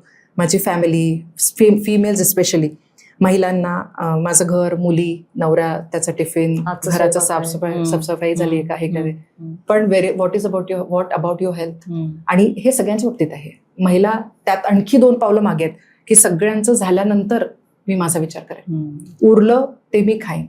आता ज्या वेळेला आपण खाण्याविषयी बोलतो आहे त्यावेळेला जसं आपण हे लाईफस्टाईलचे जे फॅक्टर्स आहे, since we have talked enough about mindset shift, आपण लाईफस्टाईलचे फॅक्टर्स जे आहेत जसं झोप, स्लीप, त्यानंतर टेस्ट म्हणजे आपली खाणं, त्याच्यानंतर एक्सरसाइज. सो टेस्ट जे आहे ना, आपण आज जो विचार करतोय, म्हणजे ज्या वेळेला मी हे सायकोलॉजी स्टडी करायला लागली त्याच्यानंतर मला असं लक्षात आलं की आज माणूस जो विचार करतोय तो त्याचा नाहीच आहे. हो, बरोबर आहे. That has been conceived in us. आणि आपण जे व्हॉइसेस ऐकतो ते असं आपल्याला वाटायला लागतं हे आपले विचार आहेत, पण नसतात. हो, एक खूप सुंदर वाक्य आहे. ज्या वेळेला सगळे सारखा विचार करत असतात ना त्यावेळेला कुणीच विचार करत नसतो. बरोबर.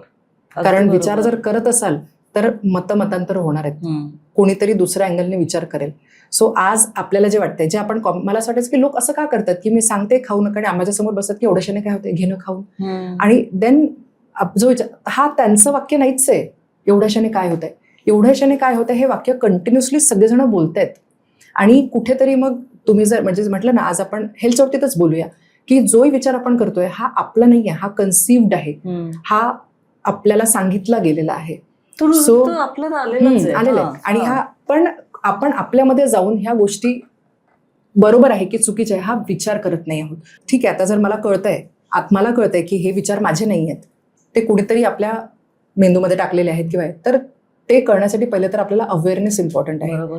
की आपल्यामध्ये तो एक अवेअरनेस की माझं हेल्थ माझ्यासाठी महत्वाचं आहे, किंवा एक अवेअरनेस की हा जो कॉन्सेप्ट आहे हा माझा नाही आहे, हा मला सांगितला गेलेला आहे की एवढ्याशाने काय होतं, किंवा सणावाराला खाल्लं पाहिजे. आणि तुम्ही सणांचा ज्या वेळेला आता तुम्ही बघा, आणि कुठल्याही सणांमध्ये खाणं हा कधीही उद्देश नव्हता. खाणं त्याचा पार्ट होता. कारण फक्त खाणं मेन झालं. आता सणाचा, आता पण दिवाळीचा दिवे लावणं हेतू होता, सगळ्यांनी एकत्र यावं. होळीचा हेतू सगळ्यांनी एकत्र यावं, रंग लावावा, त्या निमित्ताने आपल्या मनात काही असतील आडी तर त्या आपण त्या निमित्ताने बाजूला कराव्या. आता हे सगळं बाजूला पडलंय. सोशली आपण आयसोलेट होत चाललोय आणि फक्त फूड राहिलंय. पण मग तू मगाशी आणखी एक पॉइंट बोलली होतीस अबाउट सोशल कनेक्टेडनेस. हो, आणि तो खूप महत्वाचा आहे. खूप महत्वाचा आहे. सो आपल्या हेल्थमध्ये जे 5-6 पिलर आहेत त्यातला सोशल कनेक्टेडनेस हा सगळ्यात महत्वाचा पिलर आहे. आता हे का, एक स्टडी झालाय, खूप मोठा आहे, आणि साधारण 60-70च्या वयाच्या पुढच्या व्यक्तींमध्ये त्यांनी हॅपीनेस इंडेक्स बघितला की सगळ्यात सुखी कोण. तर जो रेग्युलर व्यायाम करतो तो सुखी का, जो आहार चांगला घेतो तो सुखी का, हे सगळे फॅक्टर्स स्टडी केले त्यांनी. आणि त्याच्यानंतर त्यांना असं लक्षात आलं की ज्यांचे सोशल रिलेशन्स चांगले आहेत, सोशली एक सन्मान आहे, फॅमिली रिलेशन्स चांगले आहेत, त्यांच्यामध्ये हॅपीनेस सगळ्यात जास्त आहे. So at certain point of time आपलं सामाजिक स्थान किंवा आपण सोशली किती जणांशी कनेक्टेड आहोत हे मॅटर करतं. पण हे खरंच आहे. खरंच आहे, कारण माणूस हा मुळातच सोशल प्राणी आहे. आणि आता आपण काय बोलतो, आम्हाला गरज नाही. म्हणून तर लॉकडाऊन मध्ये जे इश्यूज, मेंटल हेल्थ इश्यूज आले. सुरू झाले, अगदी बरोबर. तो लोनलीनेस फॅक्टर आला, किंवा हे आता आपण म्हणतो की नाही हे असं lifestyle, it is not that. हे खरंच आहे की आपल्याला मित्रमैत्रिणी लागतात, नातेवाईक अगदी लागतात, लागतात. आपल्याला जसं तू म्हणलीस की हक्काची माणसं लागतात की जी सांगतील की नाही तू चुकलंय. अगदी किंवा बरोबर. तू बरोबर आहेस, किंवा मी पाठीशी आहे, आय एम देअर. बरोबर. प्रत्येकाला एक लागतं. हा फार सुंदर मुद्दा म्हणलास तू. खूप सुंदर. Social connected. त्याच्यामुळे माझ्याकडे येणाऱ्या सगळ्या महिलांना मी कायम सांगत असते, एक तुमचं छोटं सर्कल असणं गरजेचं आहे. आणि सोशल कॉजसाठी काहीतरी करा. एखादं सोशल काहीतरी, आता बुलढाण्यामध्ये तर खूप ऑपॉर्च्युनिटीज आहेत. बुलढाणा त्या मानाने फार ब्लेस्ड आहे. मुंबई पुण्यातही आहेत, नो डाऊट. पण बुलढाण्यामध्ये तुम्ही एकत्र येऊन तुमचं काहीतरी एखादं क्लब सुरू करा, कोणातरी गरजू व्यक्ती असेल त्यांना मदत करा. ह्या गोष्टी आपल्याला एक पर्पज ऑफ लाईफ देत असतात. आणि इंटर्न जे व्यक्ती काहीतरी सोशल कॉजसाठी काम करतात, किंवा आता हे मी आता करते आहे, मी सोशल कनेक्टेडनेस स्टडी केला म्हणून मला माहिती आहे. म्हणजे आय डिड नॉट स्टार्ट की आपल्याला हे करायचं म्हणून, पण yes, it gives you happiness की आपण करतोय काहीतरी. आणि मग त्याच्यामध्ये तुमची अपेक्षा नसते की आपलं नाव व्हावं किंवा कोणीतरी तुम्हाला काही सन्मान करावा, ही अपेक्षा नसते. आपण करत जाऊ शकतो. ही एक आपल्यासाठी प्रिव्हिलेज आहे की मला ते करायला मिळत आहे. God has given. जसं माझी फॅमिली खूप सपोर्टिव्ह आहे. ज्या वेळेला मी कॉम्रेड्स फिनिश केलं त्यावेळेला मला कॉम्रेड्स ही 90 किलोमीटरची मॅरेथॉन असते, साऊथ आफ्रिकेमध्ये होते. It's ultra marathon. तर ती एका गावावरून सुरू होते आणि दुसऱ्या गावाला संपते. त्या 90 किलो आणि ती 5 हिल्समध्ये आहे. So it's not a flat route. Hill एक तर तुम्ही चढताय किंवा उतरताय आहात. आणि त्याच्यासाठी आपल्याला इथे आपल्या इंडियामध्ये एक मॅरेथॉन क्वालिफाय करावी लागते. आणि तिथे जाऊन तो रन आपल्याला 12 तासाच्या आतमध्ये फिनिश करावा लागतो. आणि 12 तासाच्या आतमध्ये फिनिश करताना मध्ये मध्ये सुद्धा कट ऑफ असतात. जसं आपण 30 किलोमीटरला कट ऑफ असतो, 60ला असतो. मग जो हा 90 किलोमीटर मी रन करून आले, त्यानंतर सगळे भेटायला यायचे आणि ते प्रत्येक जण एकच वाक्य म्हणायचं की तुझी फॅमिली किती सपोर्टिव्ह आहे, सगळे तुला सपोर्ट करतात. आणि रिपीटेडली हे ऐकून देन आय रिअलाइज्ड की if God has given me such supportive people that याचा अर्थच हा आहे की तू घरात राहण्यासाठी बनलेली नाही आहे. So you have to come out. And हे जे तू करते आहे हे आपल्याला मोठ्या स्केलवर करता आलं पाहिजे किंवा करायला पाहिजे. आणि तसे मी करतच होते. पण मग एक तो पर्पज की असं असलं असतं तर घरीच कुठेतरी आडकाठी आणली असते, कशाला घराच्या बाहेर जाते, कशाला करते आहे. हां, तो त्यांना सपोर्ट म्हणजे ते करतात, पहिलेपासून केलं. बरेच वेळेला अपोज न करणे हाही मोठा सपोर्ट असतो. अनेक वेळा मी म्हणते की सपोर्ट करा नका करू, पण आपण एखादा विषय मांडतोय आणि समोरच्या व्यक्तीने आपल्याला म्हटलं की नाही हे योग्य वाटत नाही, आपण पुन्हा डाऊट घेतो स्वतःवर आणि the things revolve around like this. So social प्रत्येक महिलांनी, ज्याही महिला असेल यांनी सोशली कनेक्टेड राहणं आपल्या असणं महत्वाचं आहे. आणि महिला इथेच चुकतात आहेत. आपण लग्न झालं की आपलं मूल आणि फॅमिली, म्हणजे तुम्ही मुलांचे बघा, जेंट्स जे असतात किंवा आपले पुरुष मंडळी जे आहे यांचं हे तिथल्या तिथेच राहतात बरेच वेळेला. म्हणजे आता समजा पुण्याच आपण जागा सोडून दुसरीकडे पण जातो, पण आपण तिथे नवीन मैत्रिणी बनवत नाही. आपण आपल्या फॅमिलीलाच इतकं महत्व देतो, पण मुलं नेहमी त्यांच्या फ्रेंडशी कनेक्टेड असतात. आपण नाही राहत, आपण राहावं. आणि आत्ता ज्या वेळेला आता सगळ्यांच्या आता माझ्या क्लासमेट्स ज्या आता 40-42 क्रॉस होत आहेत, आता त्या कनेक्ट व्हायला लागल्या. आता त्यांना रिअलाइज होतं की अरे दॅट वॉज अ मिस्टेक की आपण आपल्या मैत्रिणीशी कॉन्टॅक्टमध्ये आलेला असतो, एक थोडं स्थैर्य आलेलं असतं आयुष्यात. असं वाटतं नाही आता मैत्रिणी खरं बरोबर हे का. पण काय होतं त्या सगळ्या ह्याच्यामध्ये ना ऑलरेडी पर्सनॅलिटी बदललेली असते. कनेक्टेड संपतोच ना संपतोच. पण आपण ज्या व्यक्तींसोबत आधी कनेक्टेड असतो ना, स्कूलच्या फ्रेंड्स वगैरे, कनेक्ट करणं सोपं जातं. नवीन व्यक्ती पण ॲज आय सेड, ज्या वेळेला इफ आय डिसाईड की माझ्यासाठी लर्निंग हा हेतू आहे, I make friends very fast. कारण मला माहिती आहे की त्या व्यक्तीकडनं मी काहीतरी शिकणार आहे. सो मला आताही रनिंगच्या याच्यामध्ये पण पुण्यामध्ये, मुंबईमध्ये, ऑल ओव्हर मला भरपूर फ्रेंड्स आहेत आणि कॉन्टॅक्टमध्ये पण असतात. आपले एफर्ट्स असतात त्याच्यामध्ये की मित्र जपायचे, तर मग आपल्याला efforts, it's a give and take relationship. आपण देणार तेव्हा आपल्याला काही मिळतं आहे. सो सोशल फॅक्टर्स फार महत्वाचे आहे त्याच्यामध्ये.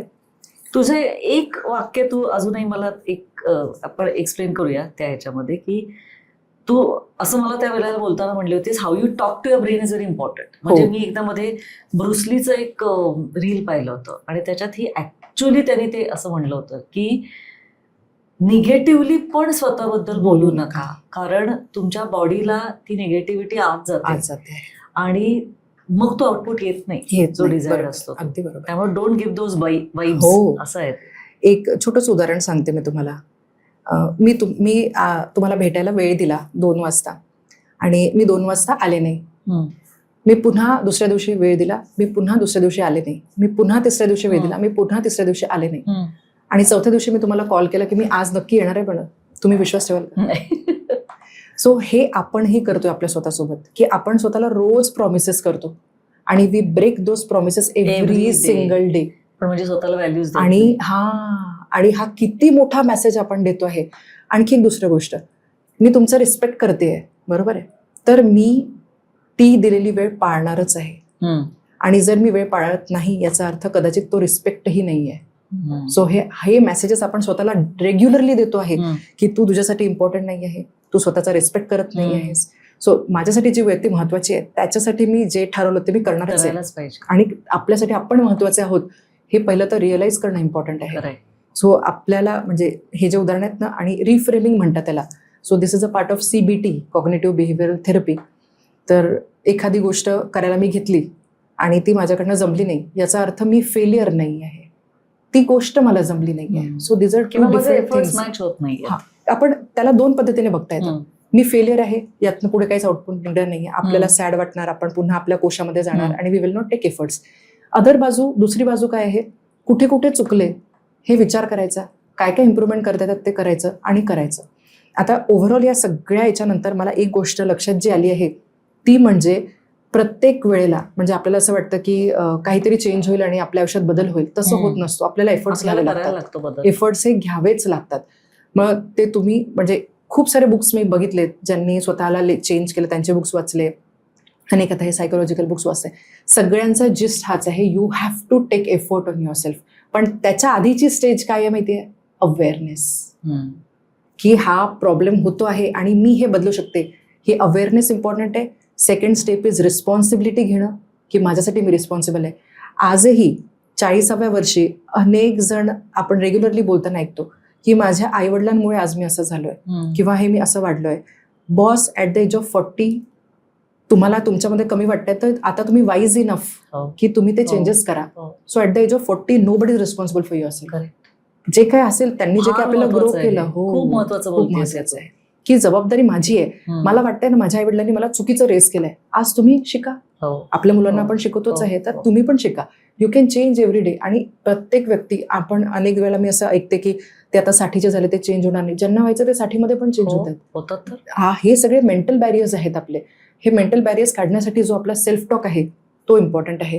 आता मी तुम्हाला सेल्फ टॉकचं आणखी एक उदाहरण देते. सो मी ज्या वेळेला गोड बंद करायला सांगते सगळ्यांना, आणि मी ऍक्च्युली तुम्हाला सांगते 7 इयर्सपासून मी गोड बंद केलेलं आहे, म्हणजे मी साखर बंद केलेली आहे. रन करताना ज्या वेळेला मला ते ग्लुकोज जेल्स घ्यावे लागतात तेवढे जेल्स मी घेते. अदरवाईज माझ्या बर्थडेला सुद्धा मी केक खात नाही. आणि मी फ्रूटचा केक बनवतो. आता सगळ्यांना माहिती पडलं आता सगळेजण फ्रूटचा केक बनवतात. मला एक प्रश्न सगळेजण विचारतात की तू कसं काय इतकं कंट्रोल करतो किंवा तुला कसं खायची इच्छा होत नाही. So there are 2 ways. आता आपल्या समोर आलेल्या गुलाबजामुनला आपण मनाई करतोय, खात नाहीये. सो तुम्ही त्याला, मला तो आवडतो, मला कोणीतरी नाही सांगितलं म्हणून मी करताय. सो आपला टॉक काय झाला, मला पाहिजे होतं मला मिळत नाहीये, आणि निगेटिव्ह इमोशन आपण जागृत केले. मला काय माहितीये, हा गुलाबजामुन माझ्या शरीरामध्ये काहीच बेनिफिट करणार नाहीये. सो तो मला एक तसंही कामाचा नाहीये. आणि then I keep it aside. So it gives me a positive feeling. So हा जो सेल्फ टॉक आहे, अनहॅपीनेस येत नाही. कारण ही गोष्ट आपल्याला नेक्स्ट टाइम जाऊन खाणार, कारण मग कुणीतरी नसताना खाणार, कुणीतरी हे करताना. सो हा जो आपला टॉक आहे हा स्वतःशी इम्पॉर्टंट आहे. सो काय झालंय, आपण आपल्याविषयी स्टडी केला नाही. अवेअरनेस, मी पुन्हा पुन्हा तेच बोलते. आपण एक गाडी विकत घेतो त्यावेळेला आपण त्या गाडीचे स्पेअर पार्ट कसले बनलेले आहेत, त्याचं इंजिन किती पॉवरचं आहे, ते कसं चालतं, मेंटेनन्स काय, सर्व्हिसिंग काय. इनफॅक्ट आपण ड्रायव्हिंग पण शिकतो. What about body? बॉडीविषयी आपण हे सगळं शिकण्याचा प्रयत्न करतच नाही, की माझ्या शरीराच्या बेसिक गरजा काय आहेत. या शिकवल्या पण जात नाहीत, शिकल्या पण जात नाहीत, वापरल्या पण जात नाहीत. 10वी-12वी पर्यंत आपण वॉकिंग रनिंग सगळं करत असतो, खेळतो शाळेमध्ये. नंतर अभ्यास करायचं, सगळं बंद करायचं. आणि मग 40मध्ये महिला मला येऊन म्हणजे बरेच महिलांनी मला सांगितलं की मॅडम रनिंग नाही करायला पाहिजे, गुडघे दुखतात, किंवा जम्प नाही करायला पाहिजे. You must jump in your 40s and 50s. आणि हे सगळं आपण आता इम्पॅक्ट ट्रेनिंग आहे. सो स्ट्रेंथ ट्रेनिंग विषयी आपण बोलूया थोडं, कारण महिलांसाठी ते फार महत्वाचं आहे. सो मी जे म्हटलं ना, आपण आपला स्टडी नाही केलेला.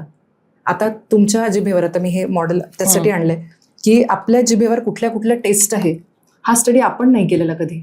की आता स्वीट कुठे कळतंय, सॉल्ट कुठे कळतंय, इथे बिटर म्हणजे कडू टेस्ट आहे, इथे उमामी, इथे आपल्याला प्रोटीन्स कळत असतात. आता ही जे स्टडी आहे ही आपण नाही केलेली आपल्याविषयी, पण फूड इंडस्ट्रीने केली आहे. सो ते काय करतायत, ते आपल्या जिभेला अशा गोष्टी फीड करतायत जे या टंग रिसेप्टर्सना स्टिम्युलेट करतील. आणि देर are 2 pathways, pleasure and happiness. Again वेगळ्या गोष्टी आहेत. सो या सगळ्या हे जे फूड इंडस्ट्री आपल्याला जे देत आहेत त्यातनं आपण प्लेजर डिराईव्ह करतोय. So what is the difference between pleasure and happiness? Pleasure is a short live thing, external आहे, तात्पुरतं घेणार, बरं वाटणार. सो गुलाबजामुन खाल्ला, बरं वाटलं, is a pleasure. Happiness is a deep inner feeling. ती सिरोटोनिन मेडिटेड असते आणि ती it's a long lasting. So मी मना केला, मला हॅपीनेस मिळाला, आय गॉट अ सिरोटोनिर्जिक, आणि तो फेड नाही होत. डोपामिन मध्ये काय आहे, सो आपला जो प्लेजर आहे दॅट इज थ्रू डोपामिन. आपण फार ऐकतो आजकाल, डोपामिन नेशन आहे आपलं. सो हे डोपामिन जे आहे हे रिपीटेडली स्टिम्युलेट करायला आपल्याला there are people about us who has taught us, ह्या टेस्ट घ्या. आपण हॉटेलला जाऊन खातो, ती टेस्ट आपण घरी आणतोय. आपलं घरचं अन्न का आपल्याला असं वाटतं घरचं का खात नाही, बिकॉज आपण ती टेस्ट खातोय आणि देन आपण ते फॉर्म्युलाज यूज करून आपण आपल्या घरचं अन्न सुद्धा बदललेलं आहे. सो आपण घरी सुद्धा सात्विक खात नाही असं म्हणतो. मग आता ह्याला सोल्युशन काय आहे? Reset. So what is a reset? तुम्ही 2 ग्लास पाणी घेतलंय, एका ग्लासमध्ये आपण 1 चमचा मीठ टाकलंय, दुसऱ्यामध्ये 2 चमचे मीठ टाकले, आणि 1 ग्लास पाणी आपण पहिला ग्लास पिलो, दुसरा ग्लास पुन्हा पिलो, म्हणजे ज्याच्यामध्ये जास्त मीठ आहे ते आपल्याला खारट जाणवणार. पण त्यानंतर तुम्ही पुन्हा जर 1 ग्लास वाला पाणी पिलं तर ते आपल्याला फिक्क जाणवणार, कारण टंगचे रिसेप्टर्स सॅच्युरेट झालेत. आता याला सोल्युशन काय आहे? हे सगळं बंद करणे. आणि ज्यावेळेला आपण हे बंद करू त्यावेळेला आपल्याला रिअलाइज होईल की बेसिक अन्नाला किती चव आहे. करेक्ट. मी ज्यावेळेला गोड सोडलं त्यानंतर मला मटकीला टेस्ट आहे, गोबीला टेस्ट आहे, पालकला टेस्ट आहे, ह्या बेसिक भाज्यांना टेस्ट आहे. ही टेस्ट मला अप्रिशिएट व्हायला लागली. आणि आता तुम्ही विराट कोहलीला पण ऐकलं असेल, विराट कोहली बोलतो मी तेच अन्न रोज खाऊ शकतो because it is tasty. Healthy अन्न खाणं हे घासपूस किंवा टेस्टलेस नाही आहे, बिकॉज आपण आपल्या जिभेचे रिसेप्टर्स इतक्या हाय लेवलला नेलेले आहेत. आपण नाही नेले ते, पण बाय द वे सबकॉन्शियसली झाले आपल्या आजूबाजूच्या इन्फ्लुएन्सने. सो नाऊ जसं म्हटलं, अवेअर व्हा या बाबतीत आणि रिस्पॉन्सिबिलिटी घ्या, रिसेट करा, आणि then you approach your diet. Major shift होणार, म्हणजे तुम्हाला वाईट वाटणार नाही तुम्ही जे चेंजेस करताय. So pleasure is different, happiness is different. So we are, आपण आजच्या जगामध्ये खाऊन पिऊन घ्या इज अ प्लेजर. खाऊन पिऊन घ्या, एक दिवस जायचं आहे असं म्हणतात पेशंट आम्हाला, की आंबा खाऊ नका म्हटलं की त्यांना वाटतं की संपलं आयुष्य. But that is pleasure, that is not happiness. Healthy राहणार आहोत, हेल्दी राहून आपण आपल्याला सस्टेन करू शकू, आपल्या फॅमिलीला सस्टेन करू शकू, त्यांच्यावर बर्डन राहणार नाही. This is a bigger view, bigger aspect of health असं आहे. सो सिमिलरली जसं आपण आता टेस्ट विषयी बोललो, सो खाण्यामध्ये काय इम्पॉर्टंट आहे, काय इम्पॉर्टंट नाही आहे, हे जनरली आपल्याला सगळेजण विचारतात. सो त्याच्यामध्ये सप्लिमेंट्स हा एक खूप मोठा मुद्दा आहे. की माझ्या फीडमध्ये मला डेली जर 500 प्रश्न येत असतील, 250 प्रश्न सप्लिमेंट्सचे असतात की आम्ही सप्लिमेंट काय घ्यावे का. आता सप्लिमेंट्स जसं त्याचं नाव आहे, दे आर सप्लिमेंट्स. बरोबर. बेसिक आपला पूर्ण पेपर संपल्यानंतर आपल्याला गरज असेल तर सप्लिमेंट आहे. That they are not replacement to your main paper. सो आपण काय करतोय आत्ताच्या जगामध्ये, सप्लिमेंटला प्रायमरी सोर्स मानायला लागलो आहे की हे घेतल्याशिवाय मी होऊ शकत नाही. तो हे जे 6 पिलर सांगितले ना मी, आपले स्लीप, डाएट, हे जे lifestyle, they are like a room. Correct. तर 4 भिंती, डाएट, एक्सरसाइज आणि 6 बरोबर आहे, छत आणि आपलं खालचं जमीन. या 6 भिंती केल्याशिवाय दुसरी कुठलीही गोष्ट इथे लावणं it's such a waste of time. कळलं ना आपल्याला? No we get it's so simple. आणि आपण काय करतोय, we are not fixing our lifestyles, आणि मग आम्ही शॉर्टकट शोधतो आहे. ग्रीन टी घेतल्याने वजन कमी होईल.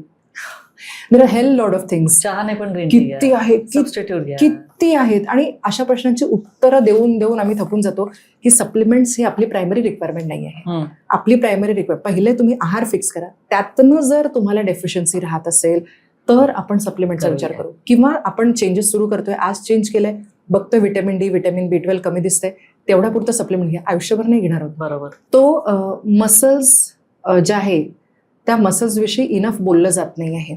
सो हा आपला सापळा आहे, बरोबर आहे. नेक पोर्शन जो आहे त्याला फक्त मागून हाडं आहेत, बरोबर आहे, समोरून काही नाही दिसत आहे आपल्याला. चेस्टला सपोर्ट नाहीये. त्यानंतर आपला हा जो बॅकचा पोर्शन आहे that is totally unsupported. Correct. कारण तो फक्त बोनच आहे आणि पुन्हा खाली बोन्स आहेत. सो हा जो आपल्याला अनसपोर्टेड पार्ट दिसतो आहे हा actually it is supported by muscles. So आपण म्हणतो ना की सपोर्ट नाहीये, आहे मसल्सचा सपोर्ट आहे. मग हे काय होतंय, मसल जे असतात हे टिकवावे लागतात. Muscle is a thing which is build आणि लॉस्ट. सो 30 पर्यंत मसल बनतात आणि 30 नंतर दर डिकेडला एव्हरी डिकेडला they declining, but we can stop this. आणि या मसल जी डिक्लाइन होत जाते त्याच्यामुळे प्रॉब्लेम्स काय होतात आपल्याला, कमरेमध्ये गॅप पडणे, मणक्यामध्ये गॅप पडणे, आर्थरायटिस होणे, त्यानंतर बऱ्याच जणांना उठबस करायला, म्हणजे माझ्याकडे येणारे पेशंटपैकी 90% महिलांना तर हीच कंप्लेंट असते की आम्हाला उठता बसताच येत नाही. सो बिकॉज मसल वीक होत आहेत आपल्याला आपल्या डेली ऍक्टिव्हिटीज रिस्ट्रिक्ट होत आहेत. As I said he trajectory आपण स्ट्रेंथ ट्रेनिंगने चेंज करू शकतो. स्ट्रेंथ ट्रेनिंग कॉन्सेप्ट थोडासा आपल्याला फॉरेन वाटतो, नवीन वाटतो. बऱ्याच महिलांना सांगितलं की त्या अगदी लाजल्यासारख्या हसतात की हे काय सांगताय तुम्ही स्ट्रेंथ, म्हणजे आता काही जिममध्ये जाऊन मी वजन उचलायची, but it is non negotiable. Yes, you must lift. Every women must lift. No ages bar. तुमचं वय काय आहे, तुम्हाला कुठला आजार आहे, ह्या सगळ्या गोष्टी त्याच्यामध्ये मॅटरच करत नाही. You must lift. आणि only one thing which will preserve your muscle is lifting weights. Great. So every women at the age of 30-40, especially if you are a menopausal women, जर मेनोपॉज होत असेल त्यावेळेला आपल्याला हॉर्मोनल जे इम्बॅलन्सेस होतात हे पण आपल्या स्ट्रेंथ ट्रेनिंग थ्रू आपण करू शकतो, म्हणजे मॅनेज करू शकतो. So this is very very important aspect. Actually हा विषय काय आहे ना की हा एका पॉडकास्टमध्ये संपणारा विषयच नाहीये. कदाचित असं होऊ शकेल की आपण 6 महिन्यांनी परत भेटू आणि त्यावेळेला तुझ्याकडनं आणि पण काही गोष्टी असतील, कारण तू स्वतःच म्हणतेस की तू एक लर्निंग कर्ववरच आहेस सतत.